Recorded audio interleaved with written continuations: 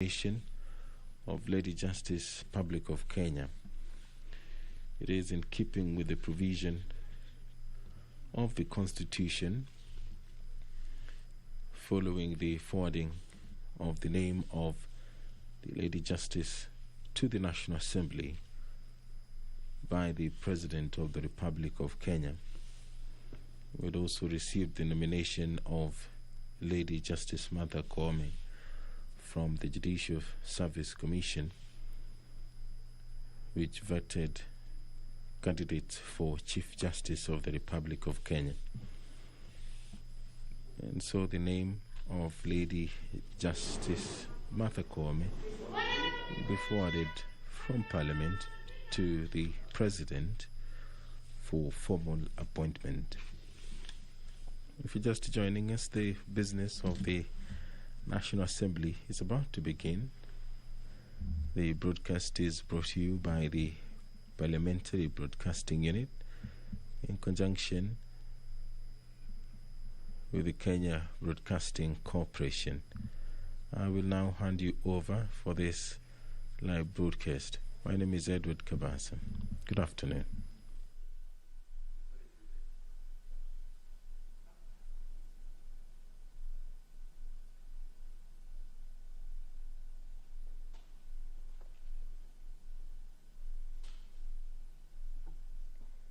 Honorable members, let us pray. Almighty God, who in your wisdom and goodness have appointed the offices of leaders and parliaments for the welfare of society and the just government of the people, we beseech you to behold with your abundant favor us, your servants, whom you have been pleased to call to the performance of important trusts in this republic.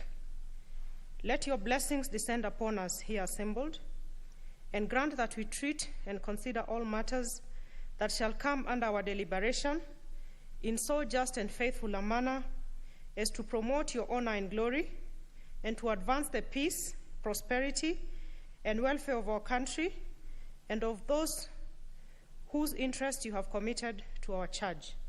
Amen.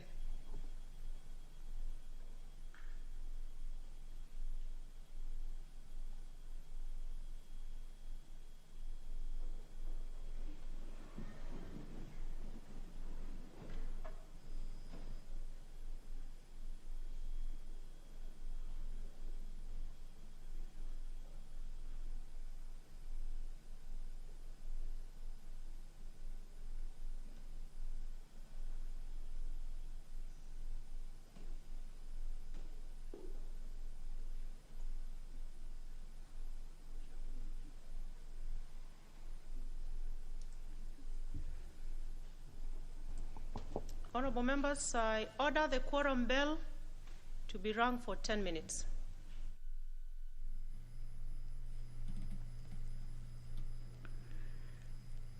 The presiding speaker this afternoon, Honorable Rosalinda Soipantuya, has ordered the quorum bell to be rung for 10 minutes so that members who are within the precincts of Parliament can make their way into the chambers to allow business of the National Assembly to begin this afternoon. And as we wait for the quorum to be achieved, we'll do a quick recap of the business that is expected to be conducted in the National Assembly this afternoon.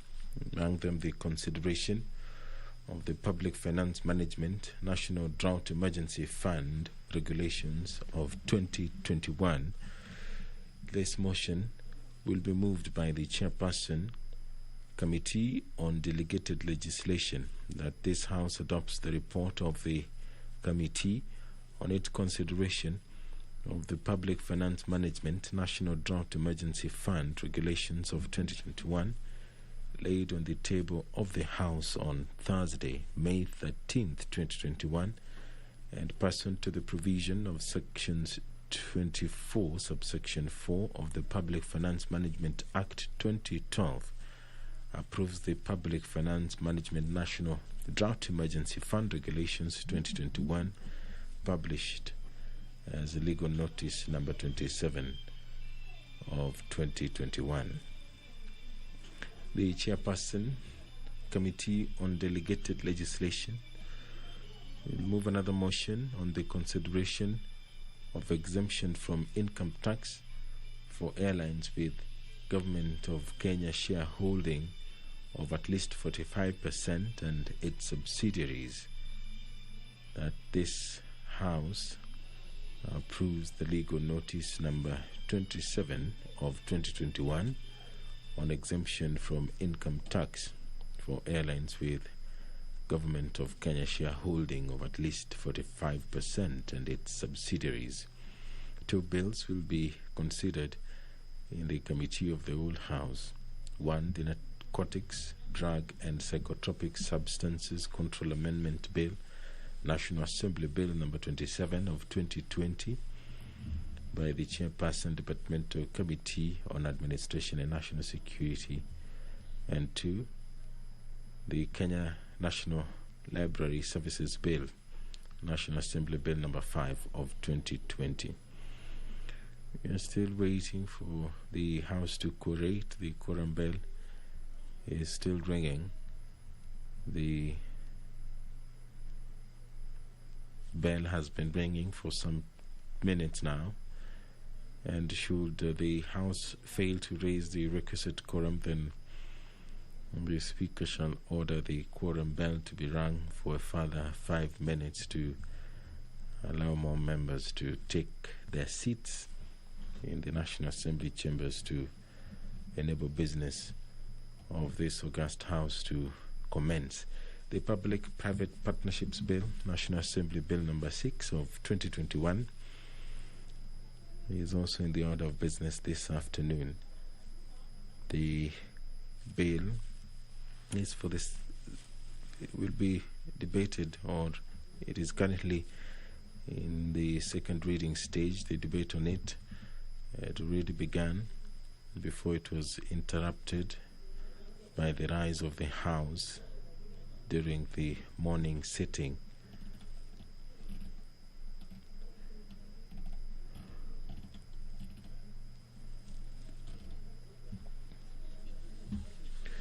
In the morning, the members of the National Assembly debated a report by the Departmental Committee on Justice and Legal Affairs. The report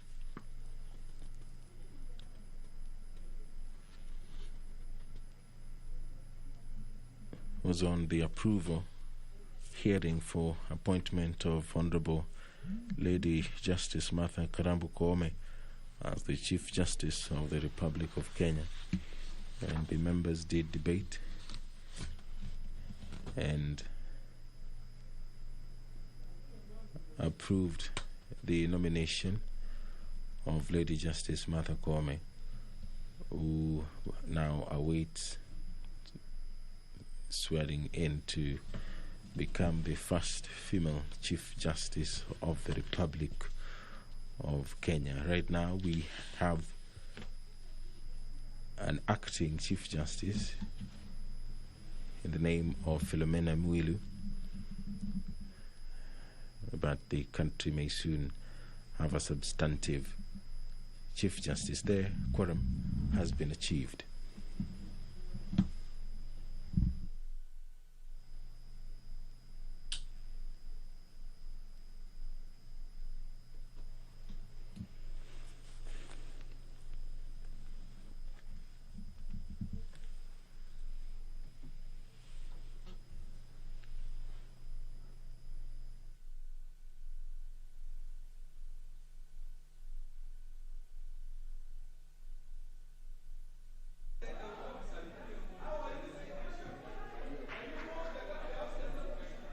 Order, members.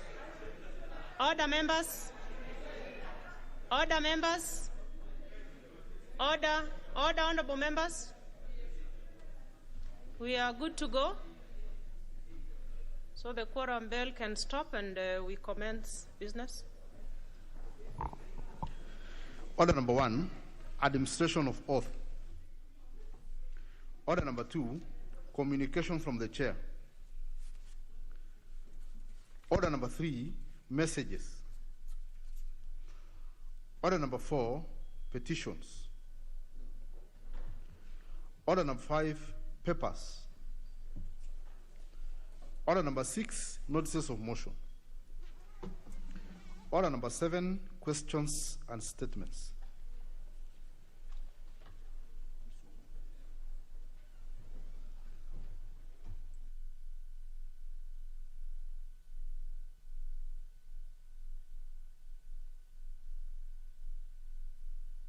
Honorable Abdul Somad, you have a statement?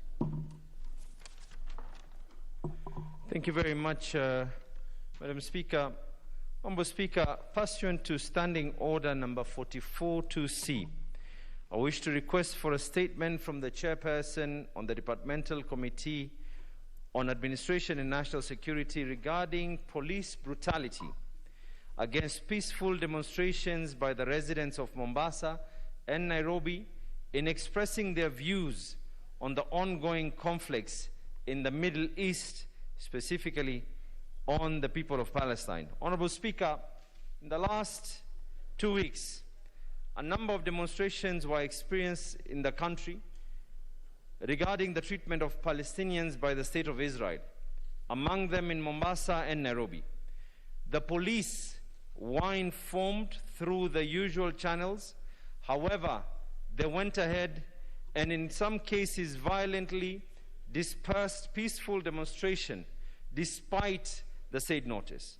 Honorable Speaker, it is against this background that I seek a statement from the Chairperson of the Departmental Committee on Administration and National Security on the following.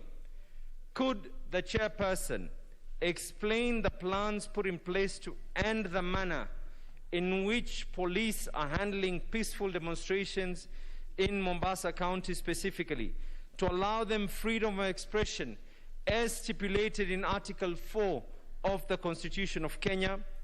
And secondly, could the Chairperson provide an assurance on the manner the police should handle the residents of Mombasa and other parts of this country to express their emotions in solidarity with the Palestinians? Thank you very much.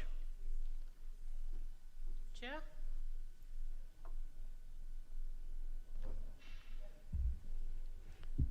Thank you, Madam Speaker. Madam Speaker, I will be able to respond in 2 weeks' time. Thank you. Honorable Abdul Somad, are you okay with 2 weeks? Madam Speaker, the problem is not about the 2 weeks, but I would have expected that the Honourable Chair as well to confirm that it is within the rights of any Kenyan to be able to demonstrate against any levels of inhumanity that is experienced within and out of Kenya. So as much as I just want him to be able to tell us and say that the Chairperson, I mean, it is not him, but it is the Constitution of this country, Leader. It is the Constitution of this country, and I'm expecting him to say that, yes, in accordance and by abiding with the Constitution of this country is not going to be dictated on how to be able to, the Constitution is going to guide us by foreign nations. Honorable Abdul Somad, I believe you are not forcing the Chair to respond to you on his feet. And you know that your statement has just come. So I even doubt if the Chair was aware. So you, and you are a chairperson. so you must be fair. The Honorable Mwathi has said 2 weeks. The best you could have said is negotiating for a shorter period or such a thing. But I don't think, Honorable Mwathi, you are under any pressure to respond to anything. You just give the member the time frame within which you're going to respond comprehensively. Honorable Mwathi? Yeah, thank you, Madam Speaker. And just to confirm to my colleague, the Honorable Chair, that Yes, the Constitution provides for those rights, and nobody can take them away, just like you have correctly put them. The only thing is, now that there's a feeling that they have been taken away, you'll wait for us to prepare for a response as to why what occurred.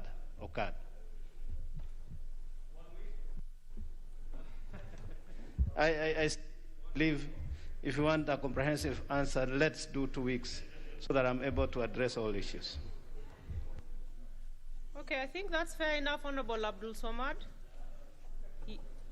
You still want to press? Yeah, Madam Speaker, actually, I agree and I understand that where the chair sits, he cannot be in a position to be able to dictate. But I would expect, this is something very, very simple. There is not even an issue of a controversy of what the Constitution and the laws guiding this country say. So I'm expecting that someone from the Ministry of Interior can simply come up and say that the police who stopped that particular demonstration made a mistake. It is high time when government makes a mistake on its own citizens, they say that they made a mistake. And just simply tell us that people can go ahead and show solidarity. Stop answering yourself, Honorable Abdul Swamad. You have to... you seem to actually have the answer to your request for a statement. So let's leave it at that. So Honorable Mwathi, in 2 weeks' time, go ahead and present the statement to Honorable Abdul Swamad. Next order. Order number 8, motion. Consideration of the Public Finance Management National Drought Emergency Fund Regulations 2021. Chairperson, Committee on Delegated Legislation. Honorable Kamket.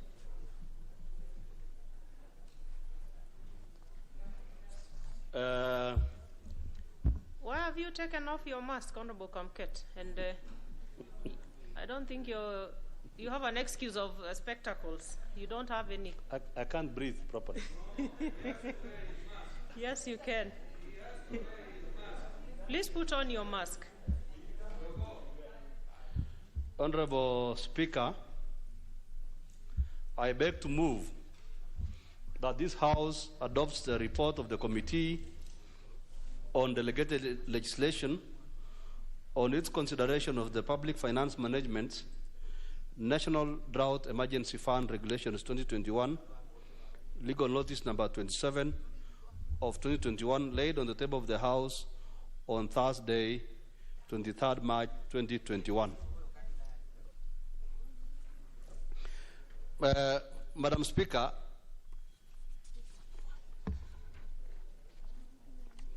the main purpose of these regulations, Honorable Speaker, is to establish a national drought emergency fund.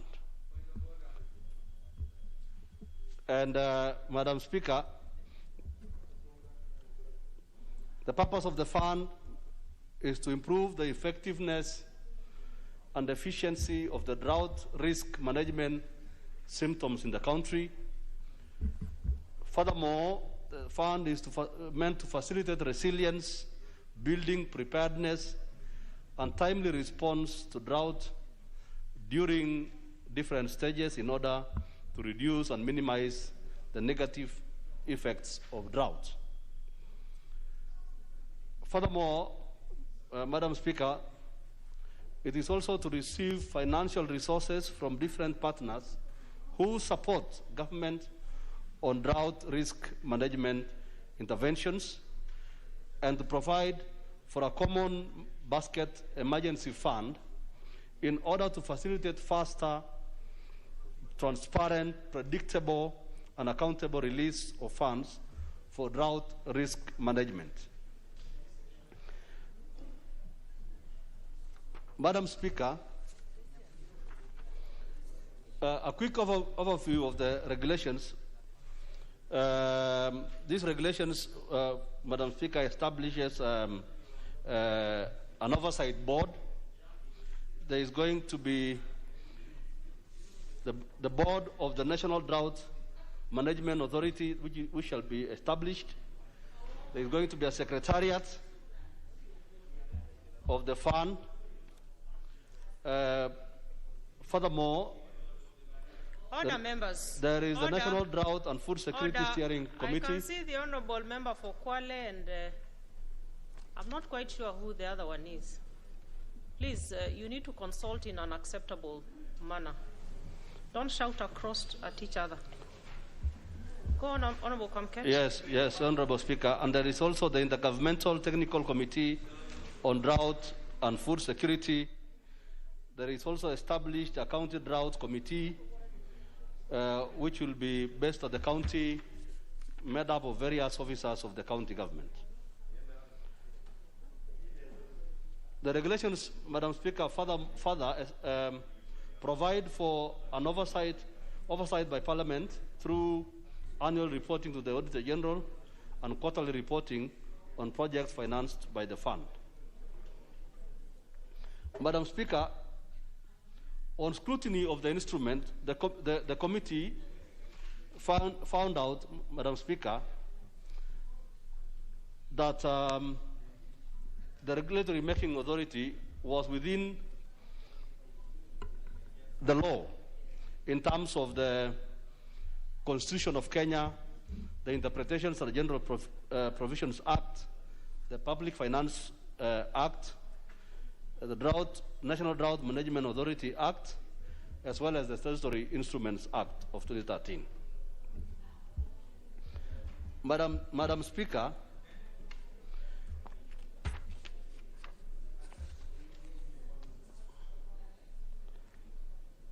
on the matter of public participation, the committee, during its consultations with the regulatory making authority, which is National Treasury, jointly with the Ministry of Devolution and ASAL, established that extensive consultations were undertaken during the preparation of these regulations. Various key stakeholders, including the county governments, line ministries, development partners, among others, were consulted and their input taken into account before finalization of the regulations. Madam Speaker, pursuant, therefore, to Standing Order number 210, and having examined the Public Finance Management Drought Management Emergency Fund regulations, and in accordance with the Constitution of Kenya and all the relevant acts of Parliament, this committee recommends that this House approves the said statutory instruments in accordance with Section 24(2)A of the PFM Act. Madam Speaker, before I conclude, let me just mention that this is a very important fund that these regulations establish, and I'm sure honorable members, especially those who come from drought-prone areas, will be very ready and willing to support the establishment of this fund. Madam Speaker, the seed money for this fund is Kenya shillings 2 billion annually, and we have indications, Madam Speaker, from our consultations that several donor agencies are interested in topping up what the government will provide as seed money. So in terms of, therefore, covering the gaps that are left by national government as well as county governments, this is a very important fund in terms of helping various sections of Kenyans, the farmers, livestock farmers like myself, to recover from the effects of drought. So without saying too many words, I beg to move and ask the Honorable to second. Who is? He's a member of the committee. Okay. Thank you, Madam Speaker, for giving me this chance to second this important motion. And from the onset, I have to say that the committee met the relevant government agencies. The regulations were well explained to us, and unanimously we agreed to have them approved. The chair has said it all. Safe to add that this is not a new thing, Madam Speaker, because this fund had already been established under Section 18 of the National Drought Management Authority Act of 2016. But under seed amount of 2 billion set aside. However, it was later discovered that all the funds should be created under PFM Act, and which necessitated the amendment of the National Drought Management Authority Act in 2020 to enable this regulation to be done under the PFM Act. So in essence, this Parliament had already passed the main act. So these regulations are pursuant to the amendment of the Parent Act, and now they are brought under the proper Act of Parliament. Madam Speaker, the issue of drought is a matter which this country live with. We know time in, time out, occasionally, and sometimes even not far between, there is always drought in this country, and it will always be there. And basically, it is to create a fund which, when national drought come up, will be a fund which can deal with this calamity to prevent the suffering, or to ameliorate the suffering which the drought visit on our citizens and our countries. And these regulations, they have set 2 layers at the national level and also at the county level, where at the national level, the committee is supposed to be chaired or led by the Deputy President and deputized by the Chairperson of the Council of Governors. And at county level, it is chaired by the Governor and deputized by the Commissioner, so that there will be seamless way of dealing with droughts in future.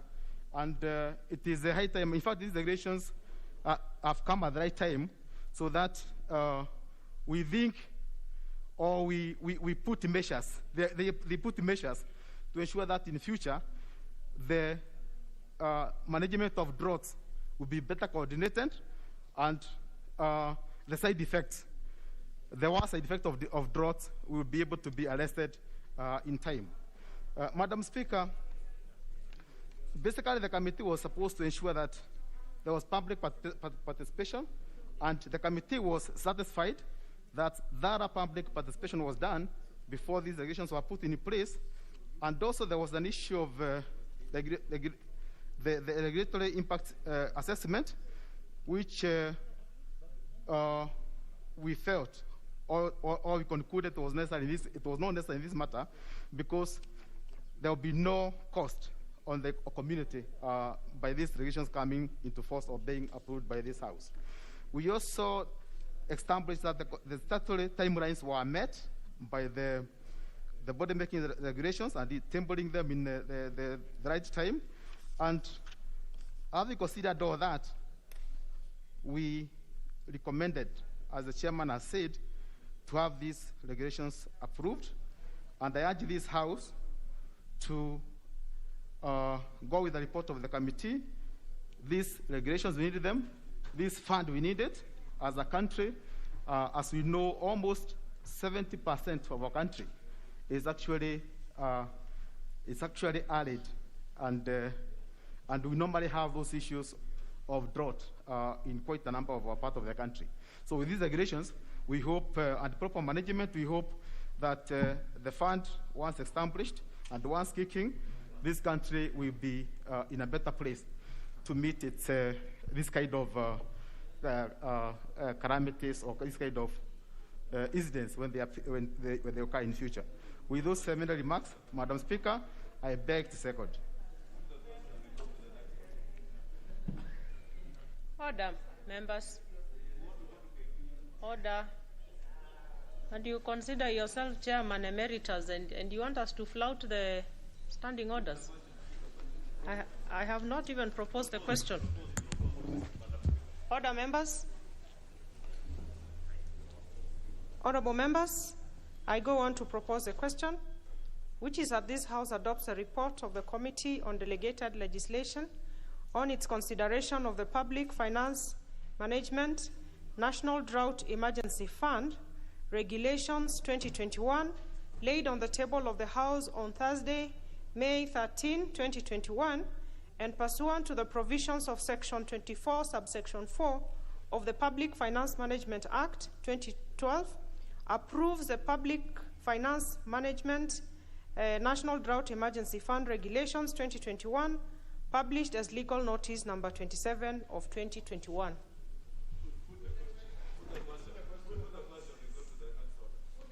Is it the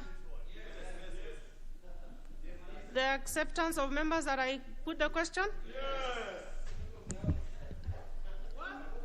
Okay. I go on to put the question, which is that this House adopts a report of the Committee on Delegated Legislation on its consideration of the Public Finance Management National Drought Emergency Fund Regulations 2021, laid on the table of the House on Thursday, May 13, 2021, and pursuant to the provisions of Section 24, subsection 4 of the Public Finance Management Act 2012, approves the Public Finance Management National Drought Emergency Fund Regulations 2021, published as legal notice number 27 of 2021. Will as many as of that opinion say aye? Aye. Will as many as of a contrary opinion say nay? The ayes have it. Next order. Order number 9, motion. Consideration of exemption from income tax for airlines with the Government of Kenya shareholding of at least 45% and its subsidiaries. Chairperson, delegated legislation.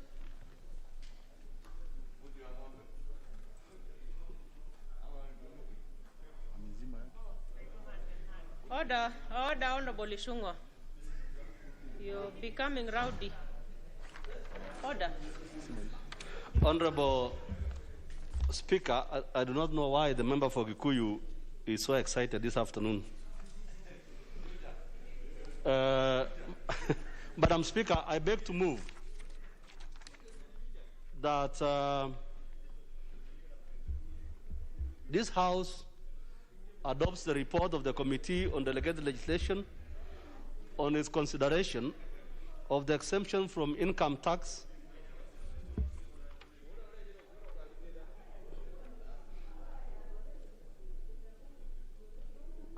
an airline in which the government of Kenya owns at least 45% of its shares and subsidiaries of that airline. Legal notice number 27 of 2021. Madam Speaker, the object and purpose of the exemption before us is to exempt an airline, including its subsidiaries, where the government owns at least 45% of its shares from minimum tax imposed under Section 12D of the Income Tax Act. This legal notice, Madam Speaker, seeks to exempt from the income tax accrued from derived from or accrued in Kenya from the provisions of Section 12D of the Income Tax Act, Cap. 470, which introduces minimum tax payable by all entities, regardless of whether they are in a profit-making position or not.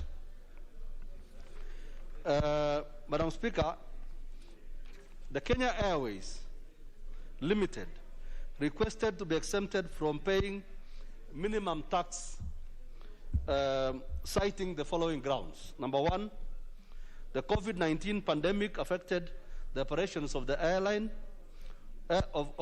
worldwide, and therefore worsened the financial position of the already ailing airline, which has been making losses in the recent past. Number two, considering its financial operations, the minimum tax will render the company's operations unsustainable.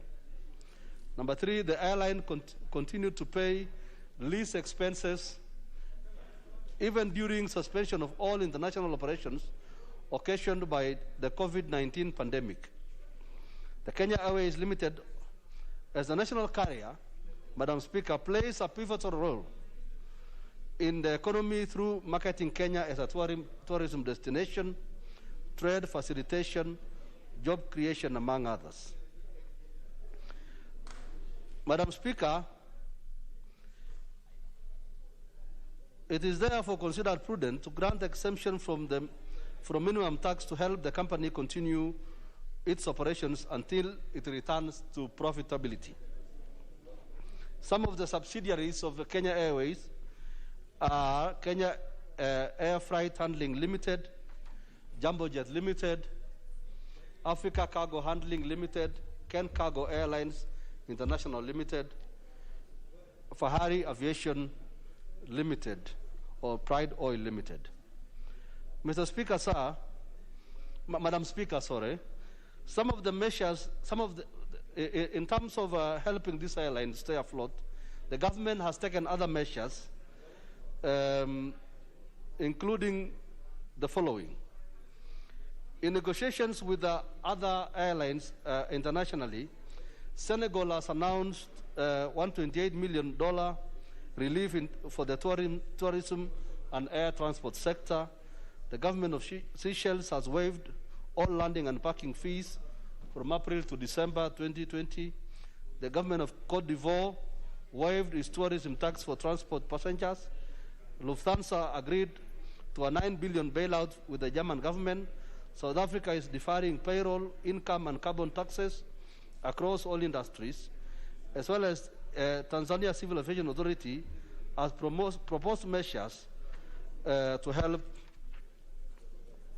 including postponement without penalties of payments related to charges, cessation of arrangements of increasing charges to operators, among many others.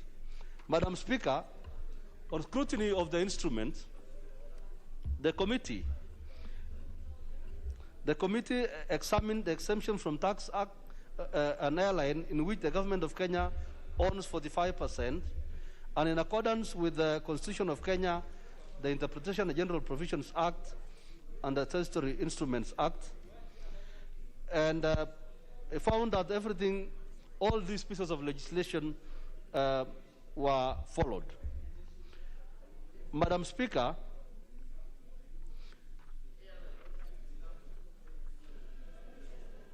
as a matter of observations, Madam Speaker, on the matter of public participation, the committee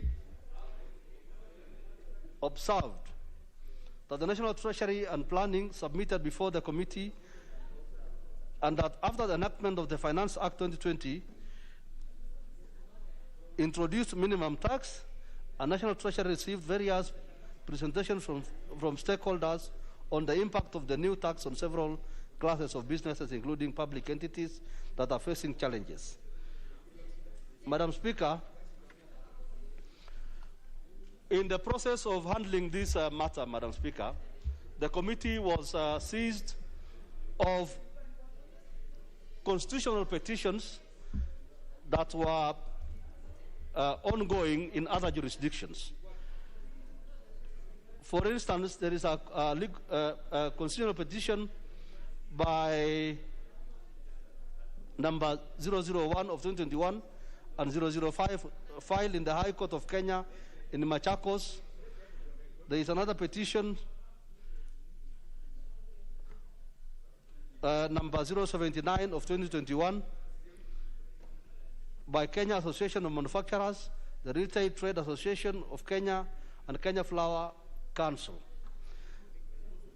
Madam Speaker, the National Assembly, the Commissioner General of Kenya Revenue Authority and the Attorney General are joined in both petitions as respondents. However, Madam Speaker, on receipt, the committee received legal opinions from the Directorate of Legal Services and of the National Assembly and the Directorate of Litigation and Compliance Services on the effect of considering a matter in view of the court cases under Standing Order number 89 on the matter of sub judice. Madam Speaker, Madam Speaker, the committee, after listening to counsel from our own internal lawyers, decided to proceed with the matter, given, Madam Speaker, that there was no injunction to the National Assembly. And therefore, Madam Speaker, pursuant to Standing Order number 210-4, and having examined the legal notice number 15 of 2021, in line with the Constitution, the Interpretations and General Provisions Act, the Income Tax Act, the Statutory Instruments Act, the committee recommends that this House approves the said statutory instrument in accordance with Section 6.2 of the Income Tax Act, Cap 470. Madam Speaker, I beg to move and ask the Honorable Murugara to second, who is a member of the committee. Honorable Murugara. Thank you, Madam Speaker. Honorable members, some of you are consulting in very, very high tones. Consult in low tones, honorable members. Thank you, Madam Speaker. I'm sure they will. Madam Speaker, allow me to second the motion and adopt the explanation given by the chairperson of the Committee on Delegated Legislation, and especially as regards why the committee dealt with the matter when actually there was an indication that there were petitions pending in court. We were satisfied, Madam Chair, that, Madam Speaker, that the injunctions that are pending, the petitions that are pending in court do not touch on the National Assembly, and therefore we could actually deal with the matter without breaching the sub judice rule. Reasons were actually given as to why this exemption was sought by KQ, and we also considered the rationale of acceding to the request by the ministry and the government by putting out this notice. First and foremost, we are actually not oblivious of the fact that KQ plays a strategic role and purpose in operations of the government, including aviation industry and security and trade. We also took into consideration the fact that if the exemption is granted, we would actually be sustaining KQ, which in essence is not doing very well and requires jolts and measures to ensure that it does perform, especially as the national carrier. We consider the reasons that were given for the application, including the effects of the COVID-19 pandemic and the fact that this minimum tax would actually render the company's operations unsustainable because of its income, which is not very high. There were other reasons that were given, and also to consider that under KQ there are various subsidiaries which would benefit from the exemption that is being sought. We then also looked at what is happening elsewhere in the globe, elsewhere in the world, where such exemptions are sought and given, and we found Ethiopia, South Africa, and other countries in Africa and in Europe actually considering to extend this particular waiver to their national carriers with a view to ensuring that they are competitive on the global market and the country or the countries do benefit from that waiver. Having considered this, and especially the proper section of the income tax that empowers the minister to issue such a notice, and failing to find any impediment to the fact that this committee would approve the statutory instrument, we had no reasons not to approve, and therefore we approved. Hence our report and our request this afternoon that this House does consider the report and extend the consideration to KQ as sought. I therefore beg to second.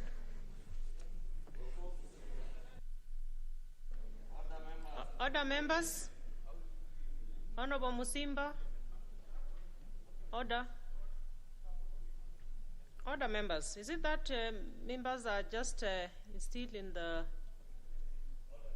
in the recess mode? Members, you are not paying attention. Order.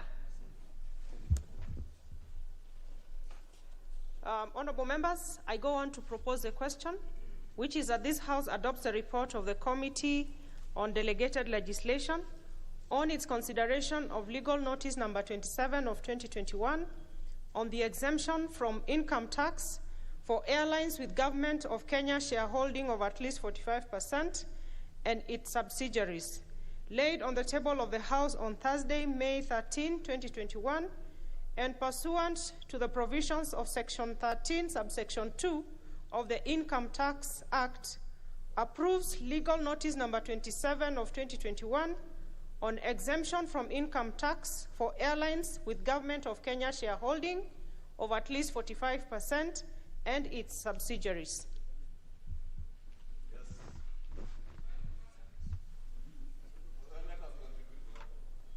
Honorable Millie, what is out of order? Thank you, Madam Speaker, for giving me the opportunity. Madam Speaker, to enable us undertake our legislative oversight and representation roles effectively, I would wish to request to be guided on whether, when we go to the next order, which is Committee of the Whole House, whether we are going to be dealing with the Kenya National Library Services Bill, Madam Speaker, with your kind indulgence, because there was a decision earlier by a communication earlier in the morning by the Speaker, and would like to know whether the position has since changed, whether we are dealing with it and the one on drugs, Madam Speaker. Honorable Millie, just be patient. You are anticipating debate, and you know that. Just relax and... Yes, Honorable Millie? Madam Speaker, if you could kindly, what I'm actually asking is, I'm not talking about the substance of the debate. Madam Speaker, we do legislative representation and oversight roles. I have amendments to that bill. Madam Speaker, it would actually not be kind for especially somebody like me who's always in the House, and if I have something else to do, to sit here when that one of those things is not coming. Honorable Millie. Just out of courtesy, if it would be kind. I just didn't want to make it that obvious. But it would be kind if the House would let us know whether indeed the bill that I have amendments to is actually coming. It's listed, but I'm not sure it's coming. Based on what, it's online, it's there. It's there online. Honorable Millie, we are on order number 9, which is what we are getting into. Once we get to order number 10, your question will be answered. Actually, immediately after order number 9. So just relax. Honorable Yusuf? Yeah, Madam Chair, I just wanted to bring to your attention whether this House has the quorum to continue this important discussion.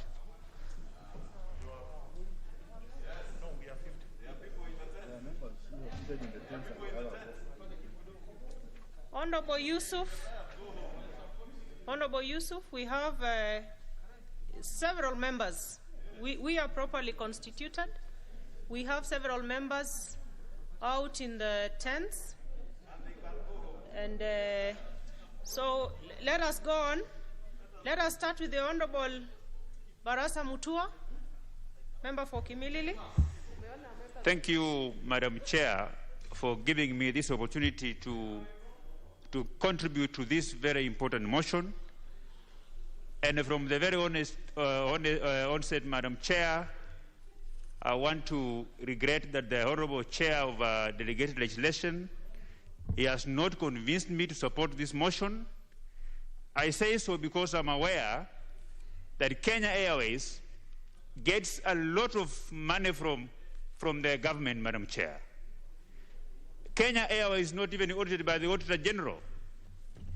He has not told us whether if we exempt them from paying taxes, Kenyans are going to pay less amount of money in the name of tickets, Madam Chair. We have continued to support Kenya Airways, but Kenya Airways seem not to be doing very well. If they cannot do very well, let them wind up, Madam Chair. Madam Chair, this house is we are people's watchmen. We are not the government's watchmen, Madam Chair. Speaker. And we must continue, Madam Speaker, to ensure. Honorable Didmas, we are in a full plenary. We are not in the committee of the whole House. So you are addressing the Speaker. Thank you, Madam Speaker, for that direction. I'm guided. And what I was saying is that this House, we are supposed to protect the interest of the Kenyan people and not the interest of government, Madam Speaker. Madam Speaker, I say so because as a people, we represent Kenyans. And we must ensure that our contribution in the name of passing motions and bills and the reports is to assist government deliver better services to the Kenyans, Madam Speaker. I am opposing this motion because we cannot be giving Kenya Airways money every year. And because of management or one reason or the other, they are unable to get back to profitability. I see very many ills being committed to Kenyans by this government, but is being assisted by this House itself, Madam Speaker. I've seen, you saw what happened yesterday, where police enters a telling center and begins to beat up people and everybody. You've seen last 2 weeks, the governor of Bungoma pronounced himself that he has fairer blood. Fairer, Madam Speaker, it was a group that was in Bungoma that was similar to Mungiki. And these people are still moving around, Madam Speaker. Madam Speaker, if this House will continue ticking boxes for government, if this House will continue aiding government to commit more ills to the Kenyans, I would rather resign than be part of a group of people in this House that are simply processing what the government brings here without being guided by the interest of Kenyans, Madam Speaker. I want to make it very clear and urge members of this House that we must oppose this motion, because this motion is brought here not in the interest of Kenyans, but in the interest of a few business people who are part of the state machinery that are capturing the economies of this country, Madam Speaker. So, Madam Speaker, I oppose this motion. The Honourable Leader of Majority. Thank you, Honourable Speaker. Honourable Speaker, I rise to support this motion, and because it's important that we understand and appreciate what this motion is all about. Sometimes earlier this year, and I believe from the beginning of this year, this House passed a law that said every business will have to pay 1% of its gross turnover as tax, whether you're making a profit or not. Now, I know that matter is been suspended by the courts, but that does not stop us from doing our work here. And the rationale of that was there are people who are constantly claiming losses to avoid paying tax. Now, that could apply for us here as individuals, private citizens. But the government cannot cheat itself on its tax. No government entity can avoid declaring a profit, to avoid taxation, because the government is a shareholder. The government knows whether you made a profit or not. So the government cannot manipulate its tax books on itself, against itself. Private individuals could do it as a way of evading taxes. And if you look at Kenya Airways, it's 48% owned by the Kenyan government in shareholding. If you add the guarantees to the other loans, then you actually, there's no doubt, Kenya Airways is actually owned by the Kenyan government. Kenya Airways has been making losses.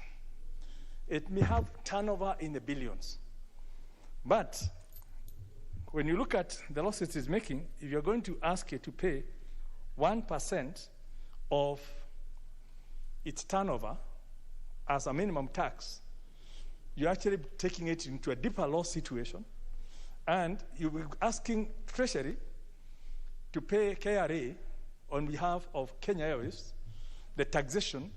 Then KRA takes it to Treasury, and then Treasury gives it, but it's more of left hand, the left pocket paying the right pocket. It's a zero-sum game. So given that kind of situation, I think the calculation has been done because of the very nature of this business.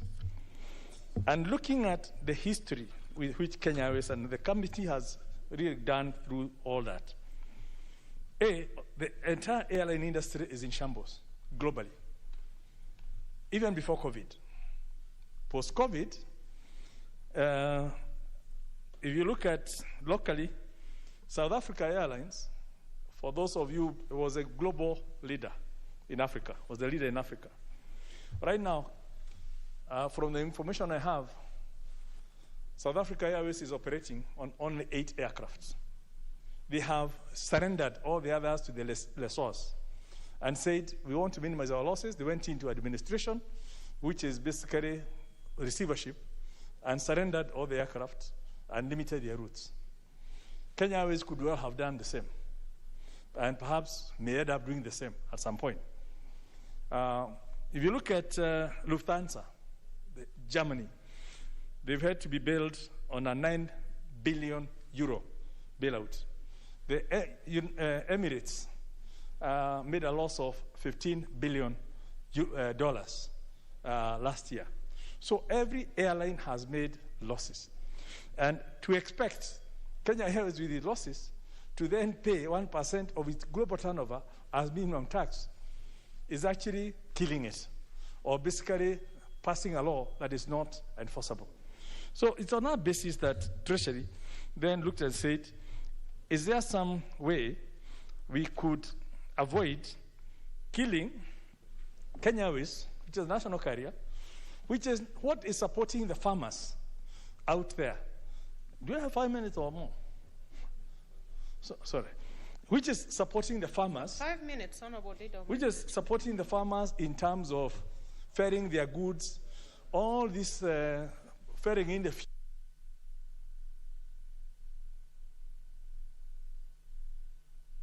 Wind up in a minute. Thank you. Leader of Majority. Kenya Airways is a critical actor in this country supporting the economy. You kill Kenya Airways, you kill all the economy that is supported through transportation, be it tourism, be it agriculture, be it horticulture.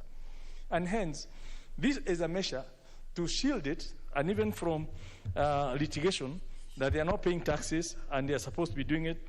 So basically, I think it's a straightforward thing that whatever you do, you'll be asking the same government to pay on behalf of their company where they are the majority shareholder.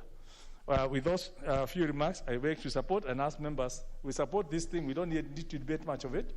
It's a different debate from the ownership structure. This is about minimum tax and salvaging that kind of situation. Honorable Passaris Rosanna.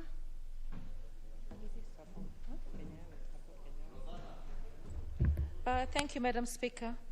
Madam Speaker, taking off from where the majority leader has ended, we have to first of all remember that Kenya Airways is our pride. It has a lot of challenges, we know that. Over the years, we have bailed Kenya Airways out not once, many times. And we'll probably continue to do so because we're just coming out of a pandemic, or still in a pandemic, and airlines have been hit very hard. I was actually very proud of our national carrier during the period that we had the pandemic, because they turned their passenger flights into cargo flights and actually helped quite a number of our farmers be able to get their produce across to their clients. So that was something that not many countries did, not many national airlines did that. We know that operating a national airline might not be easy. And we know that we've seen even takeovers in terms of KLM being bought by other countries as well, because of the cost at which you run an airline and the kind of customers that you have. And in our region, because Kenya Airways set the pace in terms of a national airline, we've seen other airlines come up like Rwanda Air. And that actually posed competition for our airline. But we know that if we put the right structures in place and we give them assistance, you know, when you have a child that is not doing well, you don't say, let's do away with educating this child. Let's do away with investing in this child. What do? We come together and we look at how best can we help this child excel. And I believe that we need to do that when it comes to Kenya Airways. We need to embrace the airline and see as government, what can we do to ensure that this pride of Africa that we call Kenya Airways, that connects Africa and connects Africa to the world, that is of essence. It's not just about our country. When we don't support Kenya Airways, we're not supporting the bigger continent of Africa, because the entire continent of Africa depends on Kenya Airways for connectivity. So as a country, I think sometimes we have to stop politicizing everything and we have to call a spade a spade. Kenya Airways has had some struggles. There has been corruption, and we ask the various bodies and structures that we've put in this country that deal with corruption to make sure that as government invests in this airline and gives concessions to this airline, that we are not losing this money through corruption. But to say that because there has been corruption and because it's been bailed out, we should actually back off from Kenya Airways would be the wrong way to go. Because without connectivity, no country can develop. And for me, Kenya Airways has had its challenges, but as a country, we have to understand that without this airline, we're not going to do very well. And I also want to talk to the board of Kenya Airways and the management of Kenya Airways. At the end of the day, you're running an airline and you've got competition. So you have to also style up and ensure that you have the prices that are right and the service that is right. Because I have also seen that right now Air France is offering tickets at $1,000 to go to Europe. Kenya Airways also goes to Paris. But at the end of the day, if they're not going to try and be competitive, then they're also going to lose market, and then we will be actually bailing out an airline at a point at which where they are not competitive. So they have to also work hard to ensure that they're competitive, that their service is up to key, and to understand that government cannot eradicate competition for the airline. Government can give them the cushion that they need, but they also have to step up and ensure that they guard the public resources. There was a time that one had pride when Kenya Airways was trading in the stock exchange for 124 shillings. And now look at the price. It is a shame. So whatever we have done wrong over the years to bring this airline down to its knees, right? Let the anti-corruption go for all those people that actually brought this airline down. Because at the end of the day, it is the national pride of this country. It is our connection to not only our continent, but the rest of the world. And Africa can always excel. And I believe that there are management that we can also have within our own country that can bring Kenya Airways forward. In other countries, we've got Kenyans that are managing big institutions and doing well. Every time we're looking to bail out Kenya Airways, we're looking for foreigners. Let's also look for the good brains that we have in this country to ensure that this airline can stand up and excel and live beyond us and be our legacy as leaders. Thank you, Madam Speaker. Member for Kikuyu.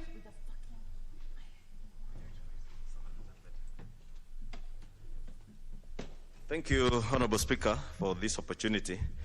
Honorable Speaker, let me just begin by saying, one, that I support this delegated legislation report to exempt KQ.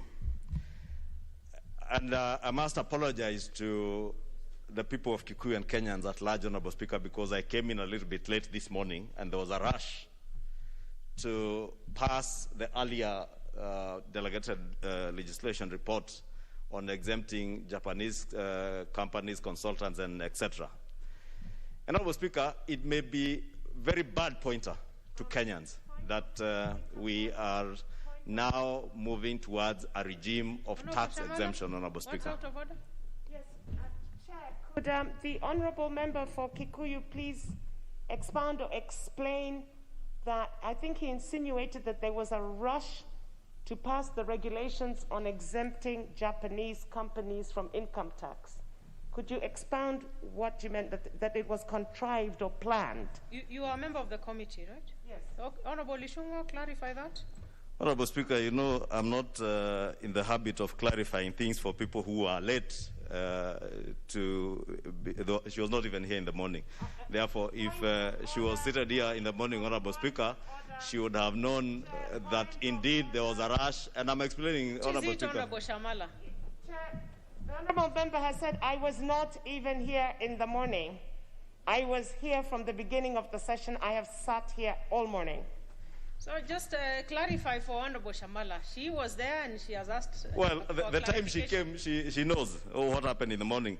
And indeed, Honourable Speaker, just like we have done with the earlier business, the one we just transacted before this, that is exactly what happened in the morning. And I was saying it is my regret and my apology to the people of Kikuyu and Kenyans at large, because I walked into the chamber late, and by that time, we had exempted Japanese companies, Japanese consultants from paying taxation, Honourable Speaker. And I was saying, with that, I support, Honourable Speaker, the move to exempt from the minimum tax.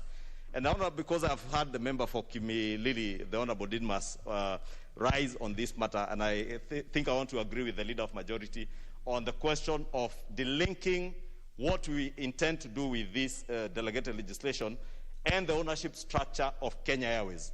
I want to beg that those who are of the view, like Honourable Didmas, that it is indeed some of us who rose on this floor when we were passing this legislation for minimum tax to oppose the question of minimum tax. Because you can never tax a business based on its turnover. You tax the profit and the returns that businesses make, not the money they make. If you take the case example of Kenya Airways, not Kenya Airways, any airline, Honourable Speaker, and maybe we should even be thinking of how we extend this to beyond Kenya Airways to other airlines and other businesses, and I am happy, Honourable Speaker, that the courts came to save Kenyans from this minimum tax, and I pray that even the matter in court will be resolved in favor of the people of Kenya, because as legislatures, Honourable Speaker, I think we did fail the people of Kenya in not protecting them, Honourable Speaker. The airline industry, Honourable Speaker, has so many levies and taxes that are loaded to their ticket sales.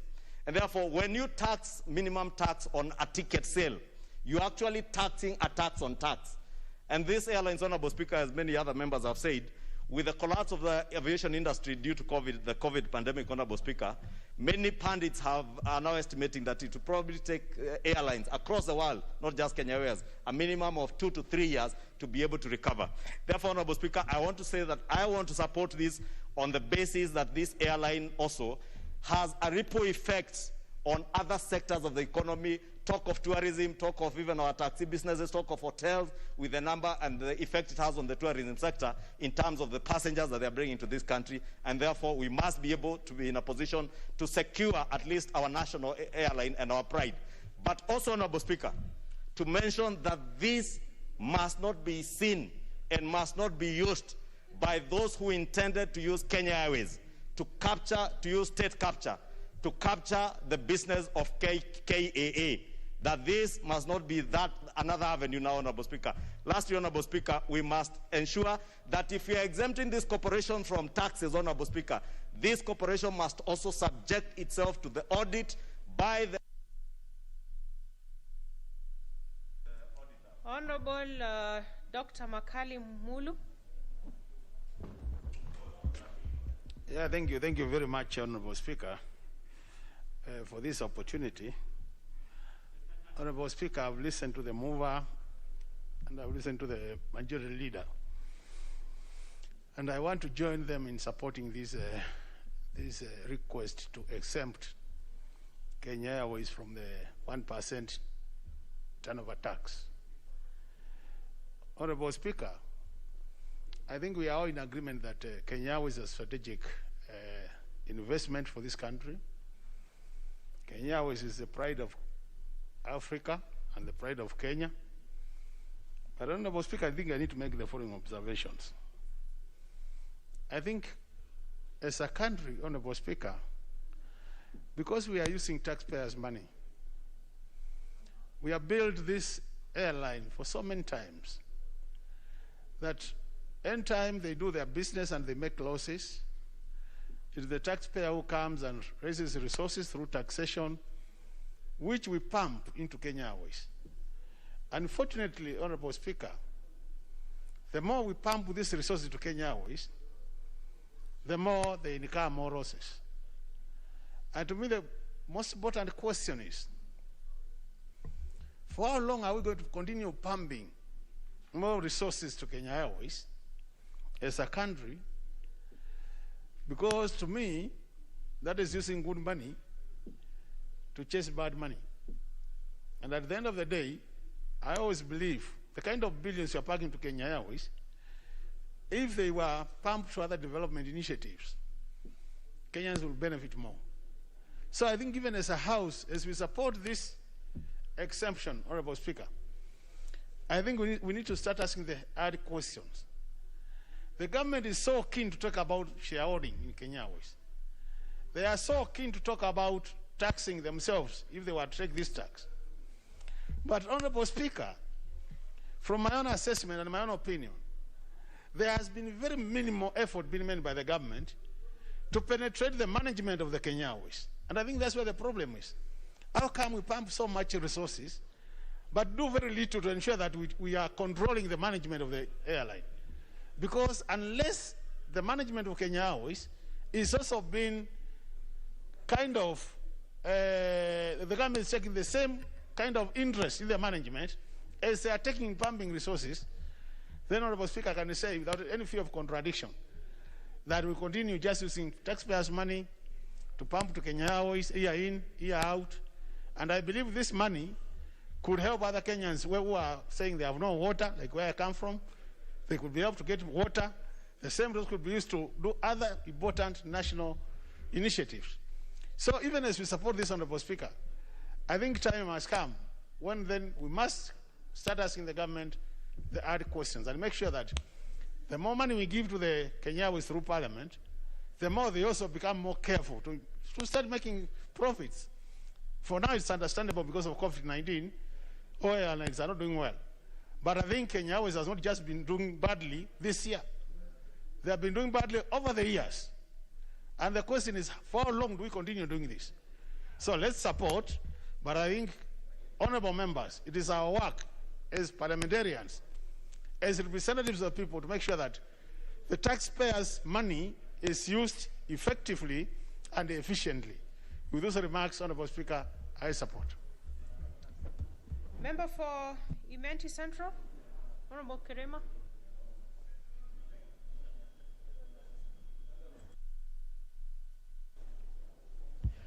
Madam Speaker, I stand here by to support this motion. Only to say that the Kenya Airways has not been so much beneficial to the Kenyans in despite of pumping a lot of Kenyan money, taxpayers' money, in the state body. If you look at the Kenya Airways, it's a monopoly airways in Kenya. It has no competitor. One wonders how a monopoly business entity making great losses each and every subsequent year without competition, and still you find that it's making a lot of loss.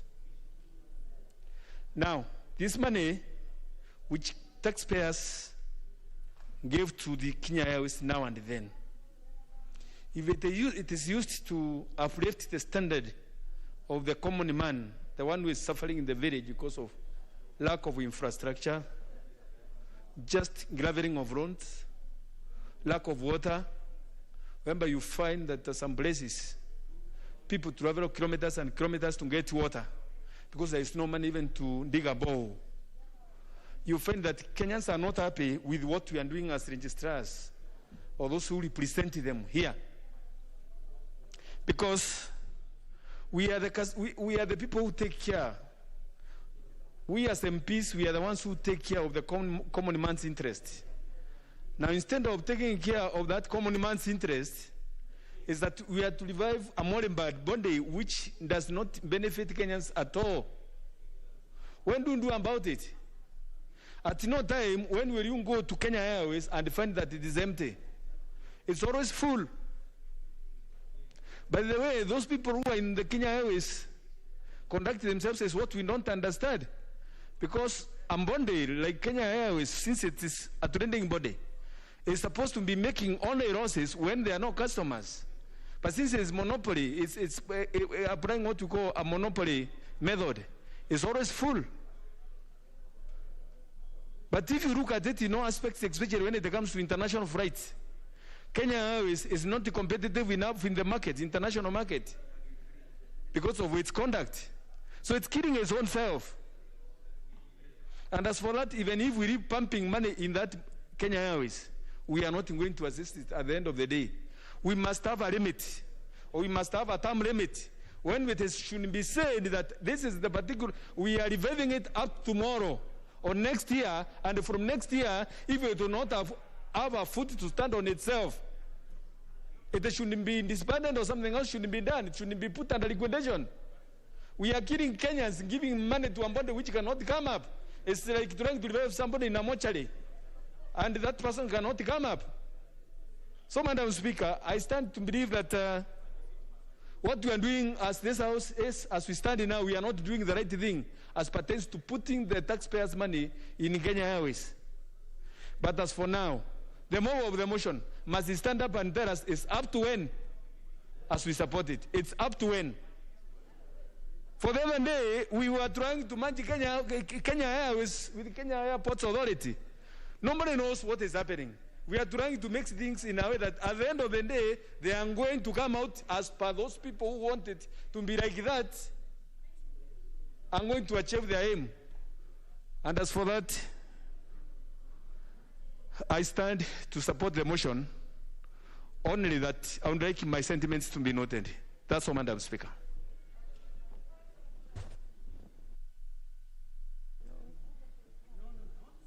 Honorable Mabona, did you remove your card? Honorable Millie, you want to speak to this one? Okay, go ahead.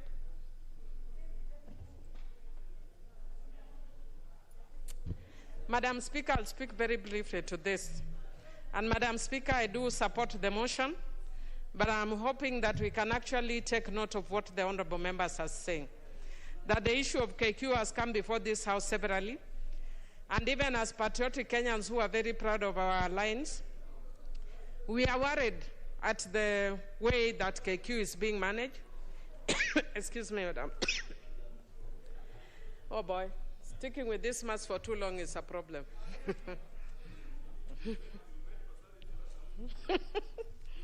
Thank you, Madam Speaker. I've made Honorable Pasaris run away. But having said so, thank you. Thank you, thank you. That's better. Thank you, Madam Speaker. Madam Speaker, I was saying that the problem with Kenya Airways, as much as we are very proud and as much as we have been doing very well in the region, but we must look at the issue of management and the people who are deliberately trying to kill Kenya Airways for their own good. Because we know that there are people who want to kill Kenya Airways so that they can buy it. The problem is, as a country, we do not want to talk about it, and as members of parliament, we don't want to talk about it. It is unfortunate that earlier in the day, that we actually passed some tax reliefs for some Japanese companies at a time when Kenyans are suffering. I don't like crying over spilled milk since I was not here, but it would actually be a fallacy then to give tax reliefs to Japanese companies and then fail to rescue our own company in Kenya that is suffering. I know this is a wrong time to have done so, but nonetheless, I do support, but we must actually look at the elephant in the room, which is the issue of management of KQ. I support. Honorable Honorable Shole Gladys. Thank you, Madam Speaker. I rise to support this bill, but with several reservations, which we expect that we should be able, as Parliament, at some time, to be able to get a response. We have been told by the movers of the motion that the tax exemption being extended to Kenya Airways is ostensibly to help Kenya Airways get back on its feet because of the challenges due to the pandemic. They have also argued that Kenya Airways plays a pivotal role in tourism in this country, and that is true and that is all good. But the issue is, Kenya Airways is owned I think maybe 45% by the government, and the rest is owned by private business individuals. So what is actually happening here is a few privileged private businessmen who have the privilege of being shareholders in a government company are actually being cushioned against the COVID pandemic. But you must remember that there are millions of other businessmen in these business persons and companies in this country who don't get a similar cushioning. In fact, recently, the government imposed a minimum tax on them, and were it not for the courts, they would be in dire trouble. So why is it that businesses that are in business with government are getting this cushioning? When you say that Kenya Airways plays a pivotal role in tourism, what about the thousands and thousands and millions of hotels in Kenya, hotel owners, lodge owners in places like the Mara and some of our touristic sites who actually bring huge revenue to this country, have not been cushioned. They are suffering. Recently, I was in the Mara and all lodges were closed. Therefore, the entire community was suffering. Who is cushioning those people? Who is cushioning our ordinary business persons in Kenya from this pandemic? We should be saying as a house, let us stop discussing individual companies, even if it is a state-owned company. It amounts to discrimination. Who is cushioning our operators of internal flights that operate within our country? Because they also lost business. They are not being cushioned, and we're not talking about that. And also, what guarantees do we have that with this exemption, Kenya Airways is going to get back on its feet? And we know that the tax exemption is not going to help Kenya Airways. The problem of Kenya Airways is that they ended up buying very expensive aeroplanes, and then they overpriced themselves out of the market. And I think it's about time that this House begins to discuss that KQ is a liability, that they should declare bankruptcy, and we start afresh and start another airline. In any case, they cannot be able to deal with the competition of airlines like Emirates who still come into our country. There's no guarantee that KQ is going to be salvaged. And therefore, with those few remarks, I support in essence that tax exemption is good, but it must be extended to all other persons. With all that, with those few remarks, I support. Thank you, Madam Speaker. Honorable Nakara.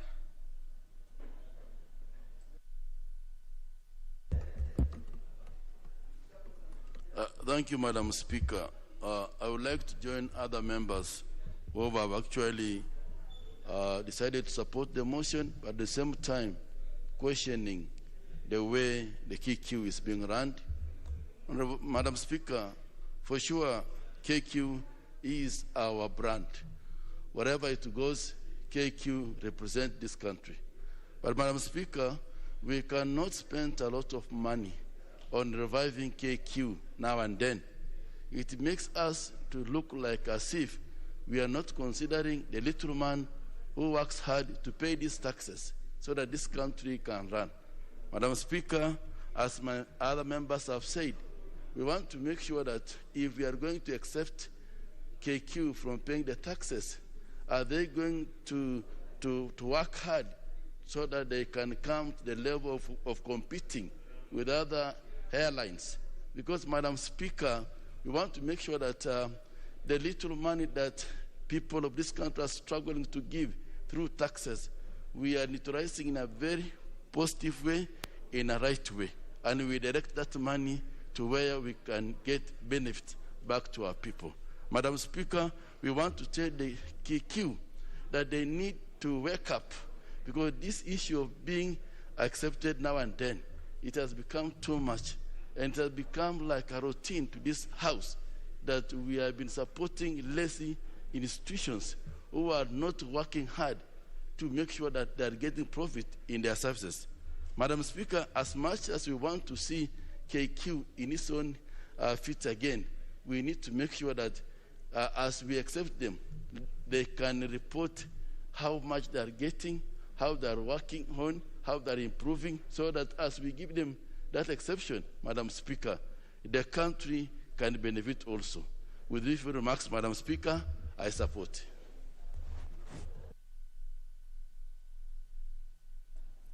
Honorable Joyce Korir.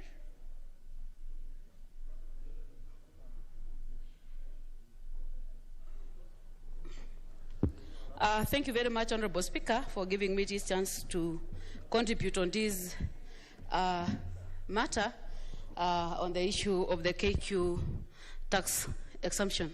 Madam Speaker, I want to echo the sentiments of a number of colleagues, but despite Madam Speaker, though I'm in support of the committee, I still have a number of reservations as to why they're exempted. And the reason why I'm saying this, Madam Speaker, though I know the committee might have done their background check and they are convinced to an extent that they are supposed to exempt them, but I want to believe, Madam Speaker, as far much as we want to see this country moving forward, there should be enough reasons as to why big companies that we have in this country are being exempted from the tax. If we are taxing the lowest person or the lowest companies or almost everybody in the country, why are we particularly exempting the Kenya Airways? But because I want to say, Madam Speaker, that it is like something that has been agreed by the entire House that they want to do so, I will still want to register. I might look controversial in a way, but I must register my dissatisfaction in terms of how the KQ is being run. There are a lot of issues that I know they are bringing down the KQ in terms of competing with other companies. There are a number of issues in terms of the way they do their ticketing. There are a number of issues in terms of how they handle even their employees and what have you.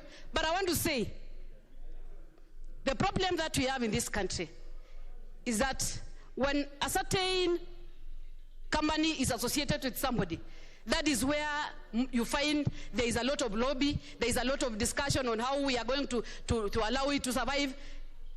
We know this politics, but I want to say, Madam Speaker, just to be on record, I am just agreeing with the report of the committee, but with a lot of reservation. Thank you, Madam Speaker. Honorable Sheriff. Thank you very much, Madam Speaker. I think the issue that is here is, as the leader had rightfully put it, it is not an element of whether we are giving Kenya Airways money. It is an issue of a certain taxation that this House passed. And that taxation that a number of us felt was going to be unfair to Kenyans has come to bite us. And when I say us, I mean us as custodians of government entities, Madam Speaker. Madam Speaker, one, this should be proof enough that once we come back from recess, that I'm hoping that the leader will be able to convince government that this taxation that has now been declared and has been put aside by the judiciary shall no longer take effect. And this is not something that will just be unique to Kenya Airways, who are right in appealing to this very House so that this tax is suspended. But then, as we are looking at suspending this tax for Kenya Airways alone, let us consider all the others. And I'm glad, and the chair will agree with me, that in countries like Senegal, where they announced $128 million to relieve the tourism and air transport sector, that was not for a national airline alone, but for the full sector. Where in Seychelles, where they have waived all landing and parking fees from April to December 2020. Madam Speaker, that was not for their national airline alone or the local carrier. It was for any other airline that is going to get into there. When Cote d'Ivoire waived its tourism tax from transit passengers, it was not for a specific airline. It was for every single passenger who was using Cote d'Ivoire as a transit point. When Lufthansa entered into an agreement with the German government for a €9 billion bailout, let us not try and compare the two, because at one time, and I heard the leader of majority as well talk of Emirates, these are entities and these are companies that have been posting profits. Now, as much as it is right for us to be able to agree with this particular report, I'm hoping that government is listening to the voices of the people, courtesy of the constitutional obligation of this House, and that when we come back, we will now say that let us listen to the needs of Kenyans. We cannot have a tax that is based on volume and not profits. That in itself, and no country, Madam Speaker, in the world has ever grown by overtaxing its citizens.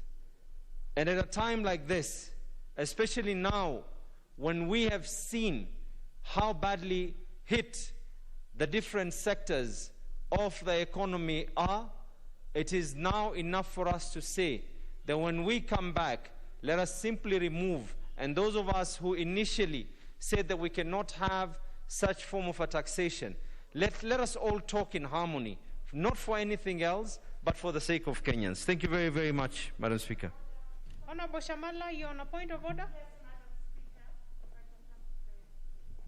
Thank you, Madam Speaker. I wish to raise under Standing Order 95, having noted that the majority of members may have reservations.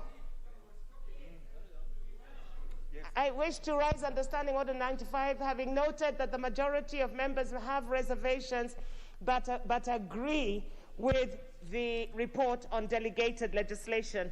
I therefore do request that the mover be now called upon to reply. Honorable members, I'll go on to put the question. It's you know, and do you know, members, when anyone stands on the Standing Order 95, it is a matter of procedure, and it's within the powers of our standing orders. So we have to tolerate any member who stands up on Standing Order number 95, and the decision is upon the members. So I'll go on to put the question on the motion by Honorable Shamala. Honorable members, I go on to put the question, which is that the mover be called upon to reply. Will as many as of that opinion say aye? Aye. Will as many as of a contrary opinion say nay? Nay. The ayes have it. Mover? Kindly sit down, members. You know, you are so far from. Madam Speaker, I beg to. Let's to have reply. the Honorable Kamket reply. Yeah, Madam Speaker, first of all, I want to take this opportunity to appreciate the contributions in support of this report of the committee. I want to appreciate all the honorable members who stood in support and say, Madam Speaker, that the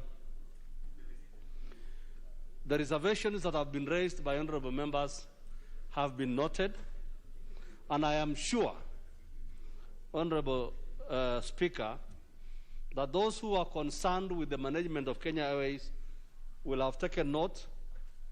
If they did not take note today, I am sure they, because Hansard is a public document, I'm sure they will be seized of the matter on the reservations that have been raised by honorable members of this august House.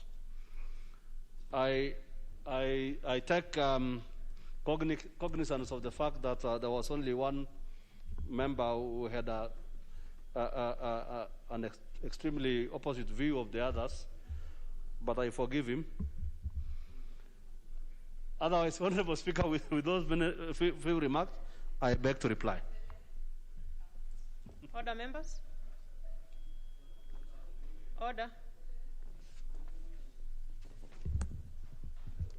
Honorable members, having confirmed that the House is properly constituted, I go on to put the question, which is that this House adopts a report of the Committee on Delegated Legislation on its consideration of legal notice number 27 of 2021 on the exemption from income tax for airlines with Government of Kenya shareholding of at least 45% and its subsidiaries, laid on the table of the House on Thursday, May 13, 2021, and pursuant to the provisions of Section 13, subsection 3 of the Income Tax Act, approves legal notice number 27 of 2021 on exemption from income tax for airlines with Government of Kenya shareholding of at least 45% and its subsidiaries. Will as many as of that opinion say aye? Aye. Will as many as of a contrary opinion say nay? Nay. The ayes have it. Honorable members, order. Before we move to the next order, Leader of Majority, you can take your seat. I have a communication to make. And this is on the consideration of the Kenya National Library Service Bill, National Assembly Bill number 5 of 2020. Honorable members, as you may be aware that today, Wednesday, 19 May 2021, during the morning sitting, I did communicate that part of the business to be considered in the afternoon sitting is the Committee of the Whole House on the Narcotics, Drugs, and Psychotropic Substances Control Amendment Bill, National Assembly Bill number 27 of 2020, and the Kenya National Library Service Bill, National Assembly Bill number 5 of 2020. Honorable members, as you will notice, the two bills are listed in the order paper for the afternoon sitting as order number 10. However, honorable members, with respect to the Kenya National Library Service Bill, National Assembly Bill number 5 of 2020, which is appearing as item 10, Roman 2, the clerk's office has received various proposed amendments from several members, part of which ought to be considered by the relevant committee pursuant to the provisions of Standing Order 131.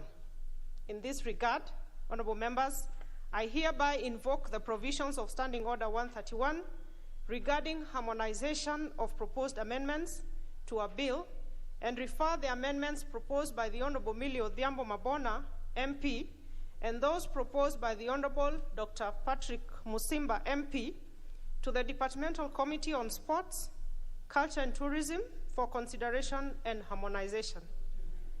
My decision to invoke the provisions of Standing Order 131 should not in any way discourage the two honorable members, since they ultimately reserve the right to have their proposed amendments published and considered by the House. Indeed, this procedure is meant to ensure harmony and coordinated approach in the execution of the legislative authority of the House. In this regard, I encourage the committee to also consider amendments proposed by any other member to the bill ahead of its consideration in Committee of the Whole House. Accordingly, honorable members, the National Library Service Bill, National Assembly Bill number 5 of 2020 will not be considered in the Committee of the Whole House this afternoon. This House is accordingly guided. I thank you. Next order.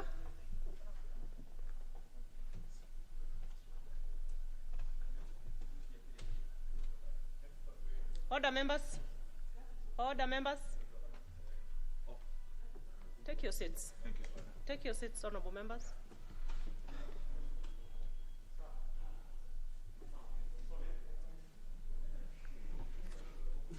Order number 10, Committee of the Whole House.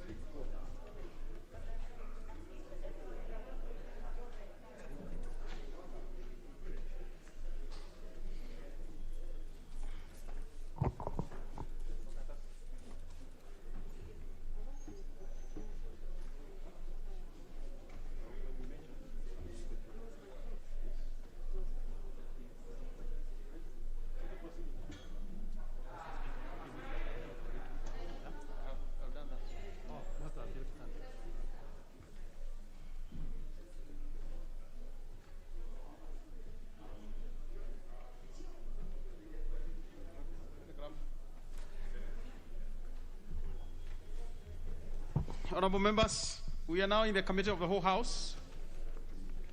We shall proceed to consider the Narcotics, Drugs and Psychotropic Substances Control Amendment Bill, National Assembly Bill number 27 of 2020.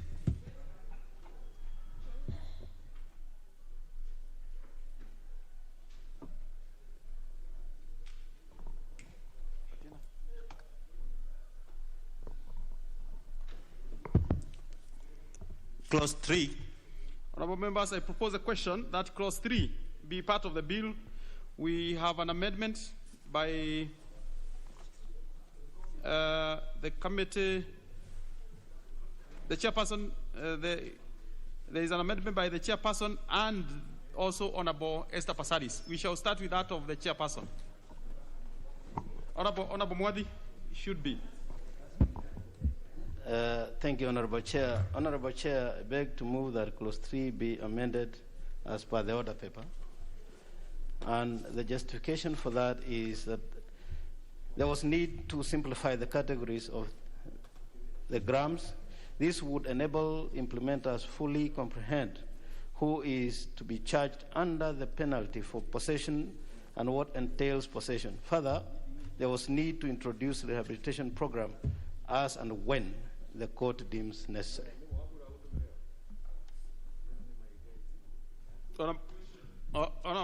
No, we shall not put until we propose. Honorable members, I propose a question that Clause 3 be amended as proposed by the Honorable Chair.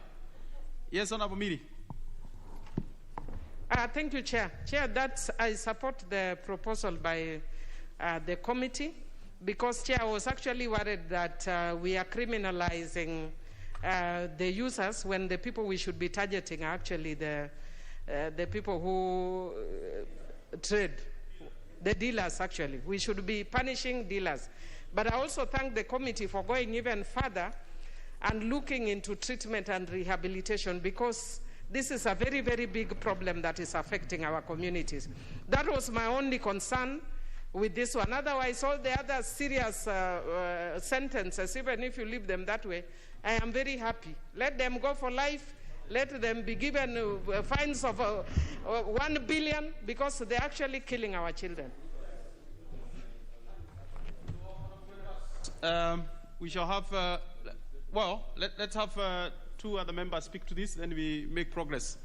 Shall we? A number of them? We can't tell whether a member has a divergent view until they speak. Honorable, who is this? Yes, Honorable Chepkut. Yeah. Chairman, mine is just to support, and today we made history that Chief Justice Mother Koome, she is passionate about children and family. Thank you. Whom are you dealing with? Honorable Chepkut, did you ask? Honestly, let's please get back to course. Get back to course, Honorable. But Thank anyway, you are right to speak the way you have delivered. It is relevant. I have delivered. Thank you. Okay, very well. Honorable members, is there anyone with a contrary view so that we make progress? I know. Yeah. Maybe let me have Honorable Esther Passaris because she has an amendment to that, and the decision made by the House on this one has an implication to us as well. Thank you very much, Chair. Chair, I support the committee in everything that they've done so far. When I brought this amendment, I had not really interacted with the committee members, but I got an opportunity today to actually speak to them, and I noticed that all my concerns which brought about these amendments were covered in the current bill, and they've actually gone quite a way forward in trying to make sure that they deal with the issues that were of concern to me, which was basically the way we punish the users who, in essence, are people who are unwell. And the fact that the committee actually recognized that they are unwell and they require rehabilitation and they require support, and that the various fines were also looked into. I actually want to withdraw the amendments because I feel that there's no necessity to have both the amendments, given that the committee has done a very good job and have actually been in touch with what the citizens of this country expect in as far as this bill is concerned. So I withdraw both the amendments to Clause 3 and Clause 5. And I commend them. Honorable Esther Passaris, we will come to Clause 5 when that time comes. I'll give you a chance to withdraw. I withdraw the amendments that I sought on Clause 3 because the committee has very ably covered the same. Thank you. Not until I put the question so that you hear what the members, the decision of the members. Honorable members, I'll put the question that Clause 3 be amended as proposed by the Honorable Chair. Will as many as are of that opinion say aye? Will as many as are of the contrary opinion say nay? The ayes have it. I now put the question that Clause 3, as honorable members, maybe before I put the global question, it is good to pronounce myself that Honorable Esther Passari's amendment in that case falls. Now that the one by the chair is carried. Just for record, I therefore put the question that Clause 3, as amended, be part of the bill. Will as many as are of that opinion say aye? Aye. Will as many as are of the contrary opinion say nay? The ayes have it. Clause 4. I propose a question that Clause 4 be part of the bill. We have an amendment by the Honorable Chair. Clause 4. Thank you, Honorable Chair. I propose that Clause 4 be amended as per the order paper, with the justification that there was need to simplify the categories for purposes of clarifying the categories in the item of trafficking. Honorable Chair, I know. Honorable Chair, the fines, as alluded to by Honorable Passaris previously for traffickers, were small in accordance with what it is that they were dealing with. So this time round, Honorable Chair, we are making it quite punitive for you to be found with narcotics. Thank you. Honorable members, I will propose a question that Clause 4 be amended as proposed by the Honorable Chair. I will put the question that Clause 4 be amended as proposed by the Honorable Chair. Will as many as are of that opinion say aye? Aye. Will as many as are of a contrary opinion say nay? The ayes have it. I now put the question that Clause 4, as amended, be part of the bill. Will as many as are of that opinion say aye? Aye. Will as many as are of the contrary opinion say nay? The ayes have it. Clause 5. I propose a question that Clause 5 be part of the bill. We have two amendments, one by Honorable Jennifer Shamala and the next by Honorable Esther Passaris. We shall start with that of Honorable Shamala. Honorable Shamala, please. Chair, I wish to withdraw my proposed amendment in view of the fact that the committee has included my concerns in Clause 6A, I think, if I'm correct. Yes, but it has been included, so I wish to withdraw that amendment. Very well. Honorable Esther Passaris, you had also an amendment. Had you indicated you are also withdrawing, maybe for record? Clause 5. Get the mic. Thank you, Chair. Yes, I had an amendment which I do seek to withdraw. My concern at that particular time was for cancer survivors who use certain psychotropic drugs for pain relief, and I was assured with the committee that that has also been covered within the bill for medicinal purposes. So I wish to withdraw my amendment. Thank you. Okay, the two amendments by Honorable Shamala and Honorable Passaris are withdrawn.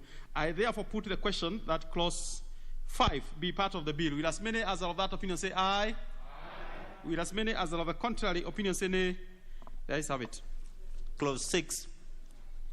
I propose a question that clause 6 be part of the bill. We have two amendments, one by the chairperson and the next by Honorable Shamala. We shall start with the chair. Thank you, Chair. I wish to... I propose that clause 6 be amended as in accordance with the order paper, with the justification that the proposed amendment is to provide for provisions relating to operations of a clandestine laboratory and provisions relating to landlords and owner-occupiers on different sections. The provisions were originally lumped together, and this does not give clarity to this section. Honourable members, I propose a question that clause 6 be amended as proposed by the Honourable Chair. I will put the question that clause 6 be amended as proposed by the Honourable Chair. Will as many as are of that opinion say aye? Aye. Will as many as are of a contrary opinion say nay? There is have it. In the circumstances, Honourable Jennifer Shamala, you as false. Yes. Automatically. I therefore put the question that clause 6 as amended be part of the bill. Will as many as are of that opinion say aye? Aye. Will as many as are of the contrary opinion say nay? There is have it. Clause 7. Honourable members, I propose a question that clause 7 be part of the bill. We have two amendments, again, one by the chairperson and the next by Honourable Shamala. Honourable Chairperson. Thank you. I propose that clause 7 be amended in accordance with the order paper. Justification being the proposed amendment is to include public officers. This would cater for officers who work on various entities and exit points. This would cater for officers who work on various entry and exit points of the country and other officers who may assist in trafficking of narcotics. Further, the new clause intends to align Section 58 with the Constitution, as the same grants prosecutorial powers in criminal matters to the DPP. Honourable members, I propose a question that clause 7 be amended as proposed by the Honourable Chair. I will put the question that clause 7 be amended as proposed by the Honourable Chair. Will as many as are of that opinion say aye? Aye. Will as many as are of a contrary opinion say nay? The ayes have it. Honourable Jennifer Shamala, you as false automatically as well. Yes, Chair. I therefore put the question that clause 7 as amended be part of the bill. Will as many as are of that opinion say aye? Aye. Will as many as are of a contrary opinion say nay? The ayes have it. Clause 8. I propose a question that clause 8 be part of the bill. Honourable Chairperson, you have an amendment. Yeah, I propose, Honourable Chair, I propose that clause 8 be amended in accordance with the order paper. And the justification is that the deletion of the word shall in the new subsection 3 and substituting with the word may is proposed so as not to limit the powers of the Director of Public Prosecution. Honourable members, I propose a question that clause 8 be amended as proposed by the Honourable Chair. I will put the question that clause 8 be amended as proposed by the Honourable Chair. Will as many as are of that opinion say aye? Aye. Will as many as are of the contrary opinion say nay? The ayes have it. I now put the question that clause 8 as amended be part of the bill. Will as many as are of that opinion say aye? Aye. Will as many as are of the contrary opinion say nay? The ayes have it. Clause 9. I propose a question that clause 9 be part of the bill. Honourable Chair, you have an amendment. Yeah, I propose that clause 9 be amended, of the bill be amended as per the order paper, with the justification that the proposed amendment seeks to make the High Court the court which a police officer can apply and intercept communications order and also to provide for the offense of concealing or failing to disclose information that is relevant to investigation of an offense committed under this Act. Honorable members, I propose a question that Clause 9 be amended as proposed by the Honorable Chair. Yes, let's have Honorable Makari. Yeah, thank you, Mr. Chairman. Mr. Chairman, I think this amendment is very important because it implies that if you conceal information, then you can actually be punished, and I want to support it. I support it, Mr. Chairman. Yes, honorable members, I will put the question that Clause 9 be amended as proposed by the Honorable Chair. Will as many as are of that opinion say aye? Aye. Will as many as are of the contrary opinion say nay? The ayes have it. I now put the question that Clause 9, as amended, be part of the bill. Will as many as are of that opinion say aye? Aye. Will as many as are of the contrary opinion say nay? The ayes have it. Clause 10. I propose the question that Clause 10 be part of the bill. Honorable Chairperson. Honorable Chair, I propose that the bill be amended, Clause 10 be amended in accordance with the order paper. The justification being Clause 4B provides in detail for the offenses relating to conspiracy. Therefore, Section 81B is repetitive, and that Clause 10C justification is that tramadol is an opioid with opioid-like effect. It's however abused as a prescription medicine. Therefore, there is need to list it as a controlled drug.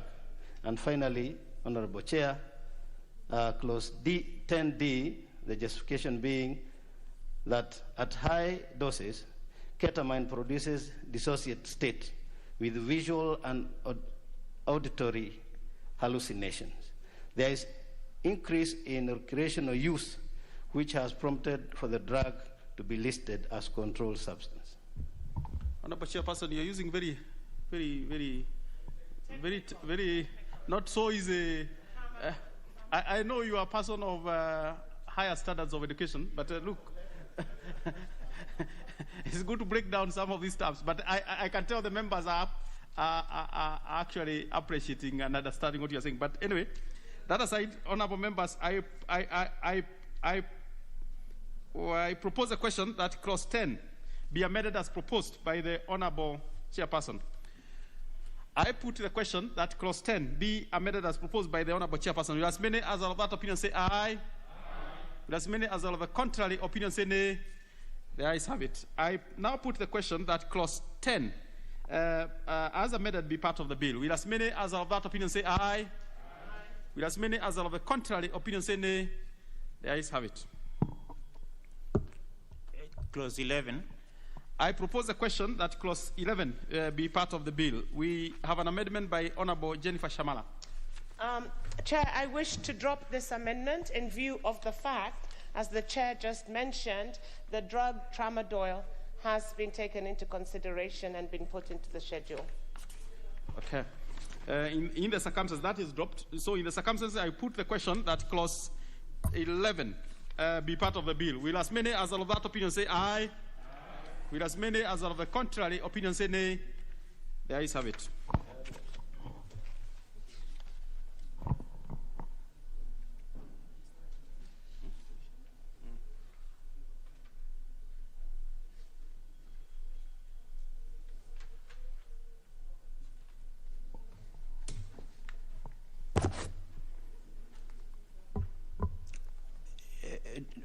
New Clause 12.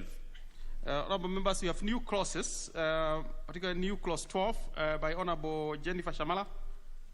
If you could move for the second reading of that new clause. Chair, I wish to drop this amendment, again, for the reasons aforementioned with regards to Clause 11. Very well. That is dropped. New Clause 13. We have new Clause 13 by Honorable Jennifer. Second reading. Chair, I wish to drop this amendment. for the same reason. Yes. Okay, that is dropped. Clause 2. Honorable members, I propose a question that clause 2 be part of the bill. We have two amendments, one by the chairperson, the next by Honorable Jennifer Shamala.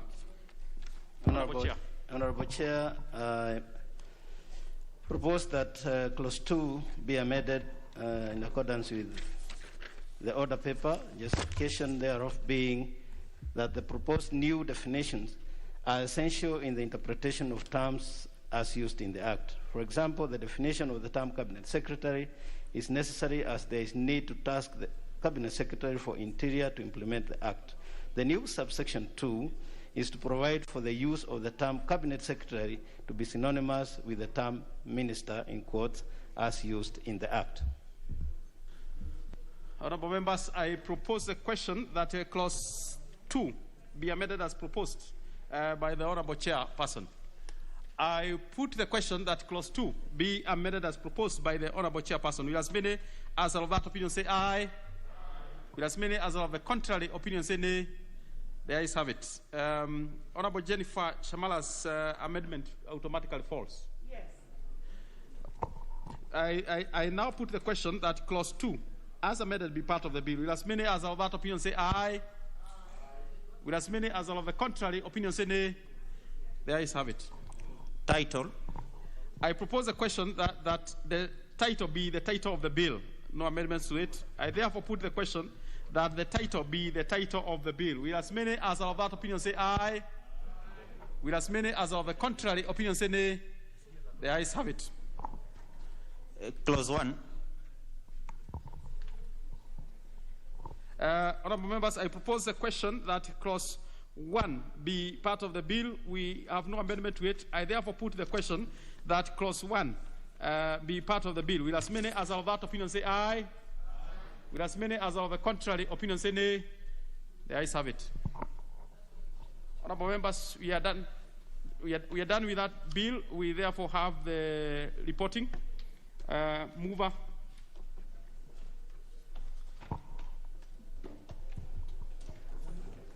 Honorable Chairperson, I beg to move that the committee do report to the House its consideration of the Narcotics, Drugs, and Psychotropic Substances Control Amendment Bill, National Assembly Bill number 27 of 2020, and its approval thereof with amendments. Honorable members, I put the question which is that the committee do report to the House its consideration of the Narcotics, Drugs, and Psychotropic Substances Control Amendment Bill, National Assembly Bill number 27 of 2020, and its approval thereof with amendments. Will as many as of that opinion say aye? Aye. Will as many as of the contrary opinion say nay? The ayes have it.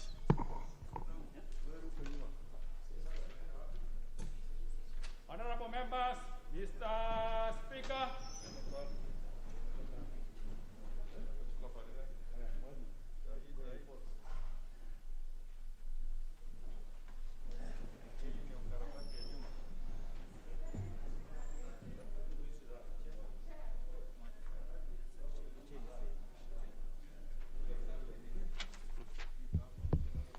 Honorable Chairperson.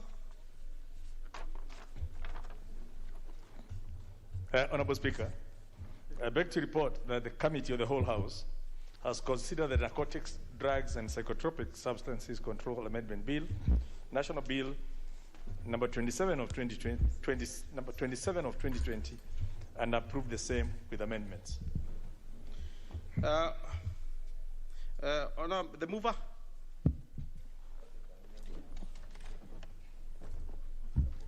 The mover must be you, Honorable Mwadi.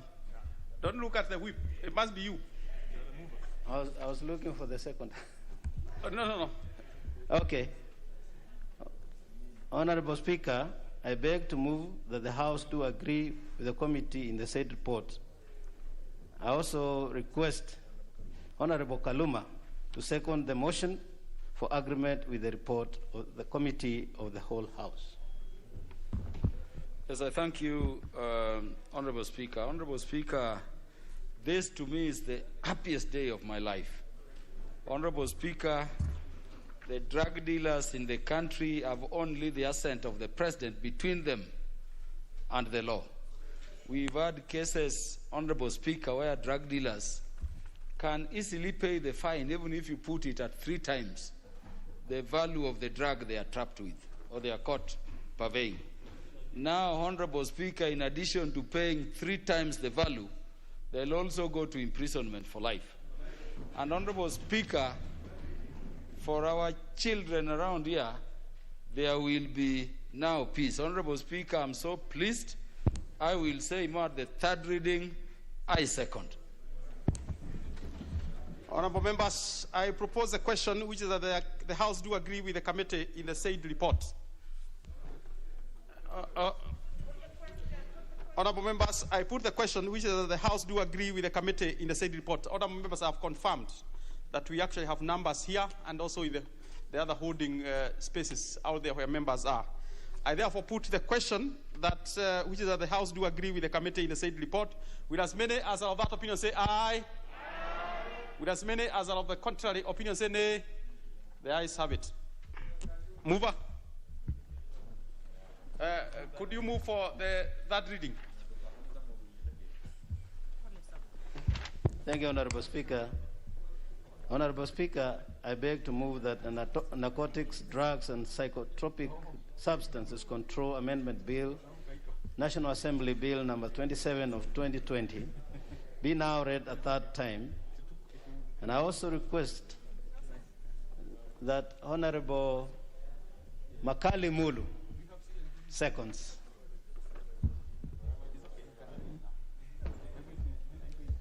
Thank you very much, Honorable Speaker. Honorable Speaker, I rise to second the 3rd reading of this important bill. Thank you.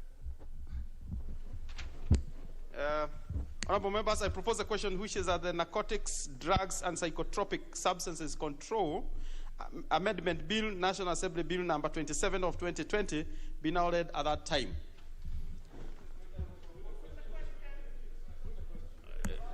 Honorable members, is it the mood of the House? I put the question. Okay, I have confirmed we have numbers here and also in the other spaces, holding spaces out there.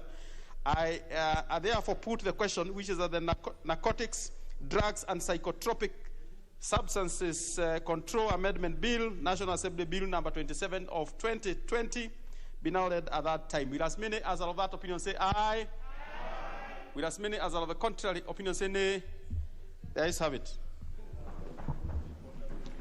A bill for an act of parliament to amend the Narcotics, Drugs and Psychotropic Substances Control Act and for connected purposes.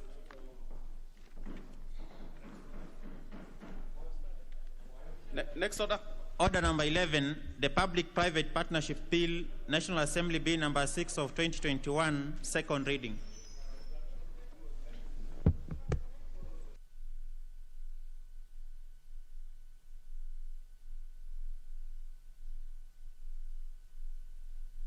Honorable members, this is a resumption of debate. We had it in the morning. And Honorable Mutua Balasa, you had a balance of 4 minutes. Proceed. Thank you, Honorable Speaker. I just want to say, to pick it up from where I left it last time, and that I support this bill. This is a very important bill, Honorable Speaker. Previously, we are having various government entities struggling on how to mitigate against the very many issues that will come as a result of the projects that are being undertaken jointly by government and private. So this bill seeks to streamline, Honorable Speaker, and provide proper direction and guidelines, specifically on the specific roles and the amount of money that each of various entities will be putting in a particular project to avoid misuse or loss of public funds insofar as this matter is concerned, Honorable Speaker.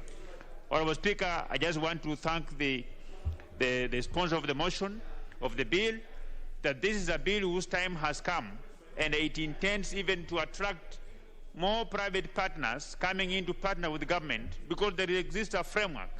Where there is no framework, private entities will shy away from partnering with the government on a number of projects, Honorable Speaker.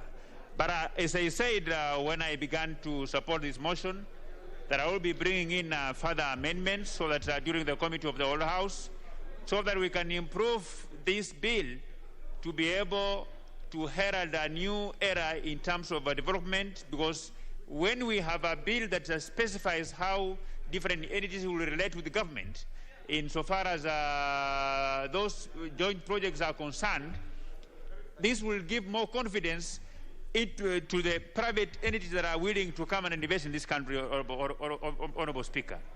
As you are aware, the government cannot meet the demands of the development requirements in this country, and it needs also the input of the private sector, input of the development partners, inputs of well-wishers to come and support the government in terms of advancing various development projects that are being done in this country, Honorable Speaker, and that this bill, once approved by this House, will act as a precursor that more investors are going to come and partner with the government to improve the life of the Kenyan people, that more development partners who are taking their development out of this country will begin to come back to this country. What is it? What is out of order, Honorable Kioni? Honorable Mutua, a minute. Honorable Kioni is on his feet on a point of order. Starting on order number 95, I wish to ask that the mover be called to reply for the reasons that I think we have exhausted debate on this bill. Okay. Well, when the Speaker is asked on that one, he has to confirm the mood of the House. But before then, let us be fair to Honorable Mutua to finish his 2 minutes, I think, that is remaining. And then I will establish that. Thank you, Honorable Speaker. Without very few remarks, I support this bill, and I ask my colleagues to support this bill. Thank you.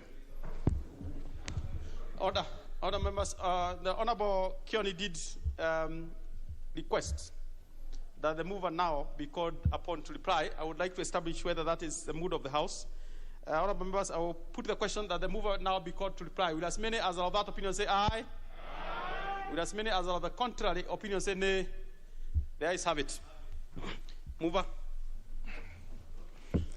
Honorable Speaker, I wish to thank you very much for this opportunity and thank the members for, first of all, turning up today for a special sitting to conduct the business, and we've done very well in the course of the day up to this bill. And this is a very important bill. It will unlock the infrastructural potential of this country by inviting private monies to come and team up with public projects so that Kenyans can be far much better than they are now, and to bring down the stock of the level of debt that we are also concerned about, because projects will not have to be financed through debt, through private partnership. And the comments have been all very much in support. And obviously, after this, we can now at least do our job as National Assembly and pass the bill to the Senate to do their bit. And hopefully, in the not-so-distant future, we will have the law that will help this country move forward from an infrastructure perspective. With those words, I beg to reply. Honourable members, I have established that we have the numbers here, but also the holding areas out there. I therefore put the question that the Public-Private Partnerships Bill, National Assembly Bill number 6 of 2021 be now read a second time. Will as many as are of that opinion say aye? Aye. Will as many as are of the contrary opinion say nay? The ayes have it. Honourable members. A bill for an act of parliament to provide for the participation of the private sector in the financing, construction, development, operation or maintenance of infrastructure or development projects through public-private partnership, to streamline the regulatory framework for public-private partnership, to repeal the Private Partnerships Act 2013 and for connected purposes. Honourable members, that being the only business we had for this special sitting, and the time being 4:45 p.m., this House started adjourned until Tuesday, the 8th of June, 2021, at 2:30 p.m.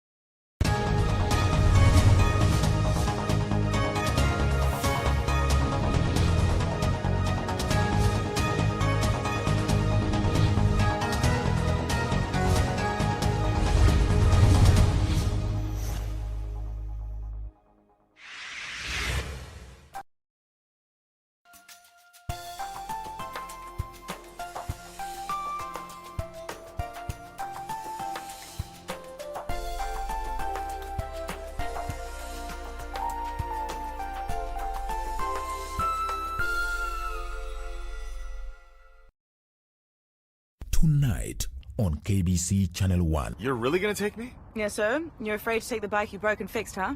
What do you mean? Hold on tight. I drive fast. Hold you tight? Chan can't answer the phone right now. She asked me to take her calls. What? What's she doing? Why can't she answer herself? Hello? Hugo, where are you? Actually, I don't care. If you're not back within 20 minutes, I will be out of here by tomorrow. You understand? I'm dead tired. You're so dead? It's a figure of speech. I'm gonna marry your dad. Tonight on KBC Channel 1. Mimi naitwa mzee Sawasawa. Nitalimaza lenyewe. Safishe roho yangu. Ponda mali at your own risk. Wow. Yaani kila siku kila nikikukanya wewe usikii waleta ukibadilisha tu. Mimi ni tajiri bwana. What's uniambia ujao wewe? Huyu nani baba huyu? This is my house girl. Mi house girl. Kidogo ulimi mkojoa. Bingalia hivyo unashusha hadhi. Subiri kuteseka baba. Wazungu wasema it's okay. Tonight on KBC Channel 1. The stone that the builder refused, yeah, shall be the head cornerstone. Freedom, free the dumb. You should be free to speak, yeah. Say, only Jah can save. Who can heal? Who can help? Where will I go? What will I do? Who will I be without a woman like you? Oh, a woman like you. Next on. Kuna mashakili mengi katika dunia hii, atuondole. Kuna COVID-19 ya corona, ndo hiyo. Kuna shida, kuna maradhi, pesa imekosekana, maisha yamekuwa ni magumu, kila mmoja analia, wafanya biashara wanalia, wafanya kazi wanalia, watoto ndo hawa. Alhasili na Mwenyezi Mungu Subhanahu wa Ta'ala ndo mwenye kutoa riziki.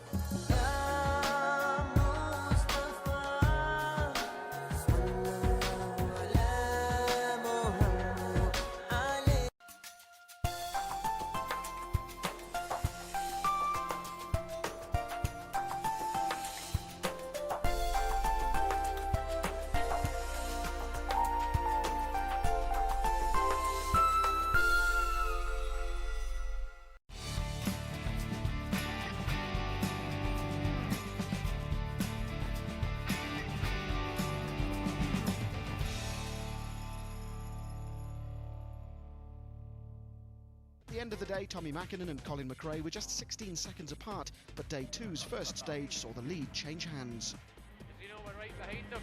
Broken suspension slowed Mackinnon, but he didn't know McRae had... They sit in the front passenger seat, navigating the driver in the sport of rallying. And this is how they do it, as renowned navigator George Mwangi demonstrates as he reads off the pace notes written in shorthand.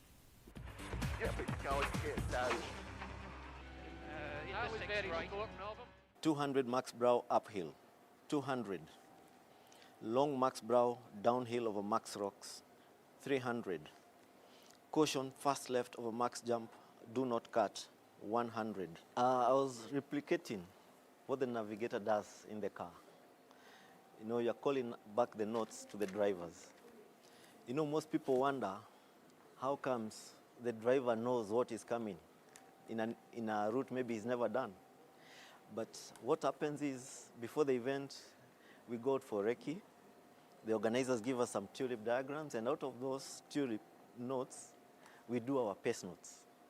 So we grade the notes as per the driver's ability.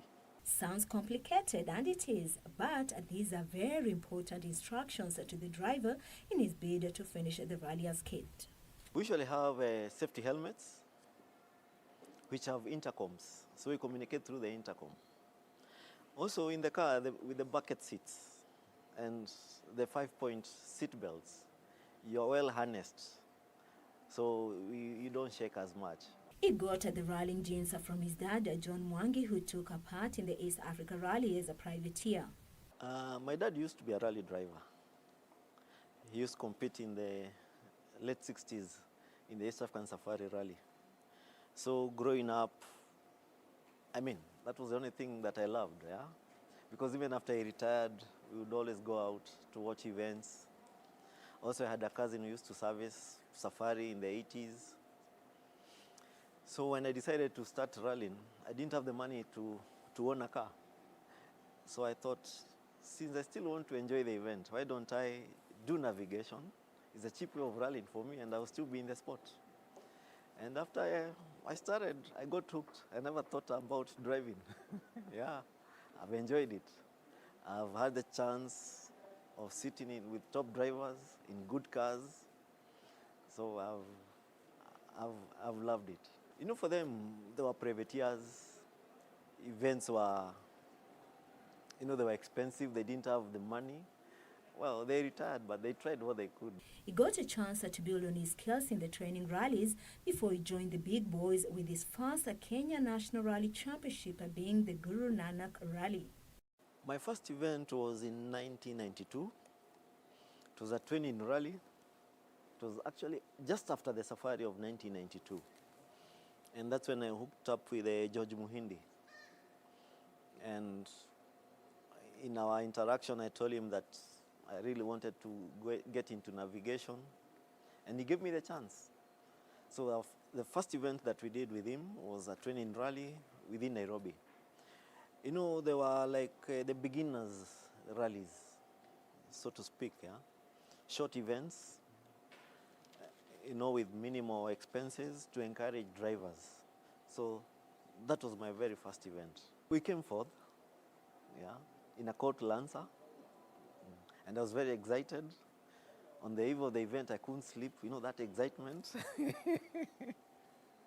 Yeah, it didn't matter which car, just being in a rally car and doing something that I'd always wanted to do, I couldn't sleep. George made his Safari Rally debut in the 1994 round of the World Rally Championship, but they never got to the finish. My first Safari Rally WRC event was 1994 with Waigwa Morage in a Daihatsu Sharad. Also now, again, the level of excitement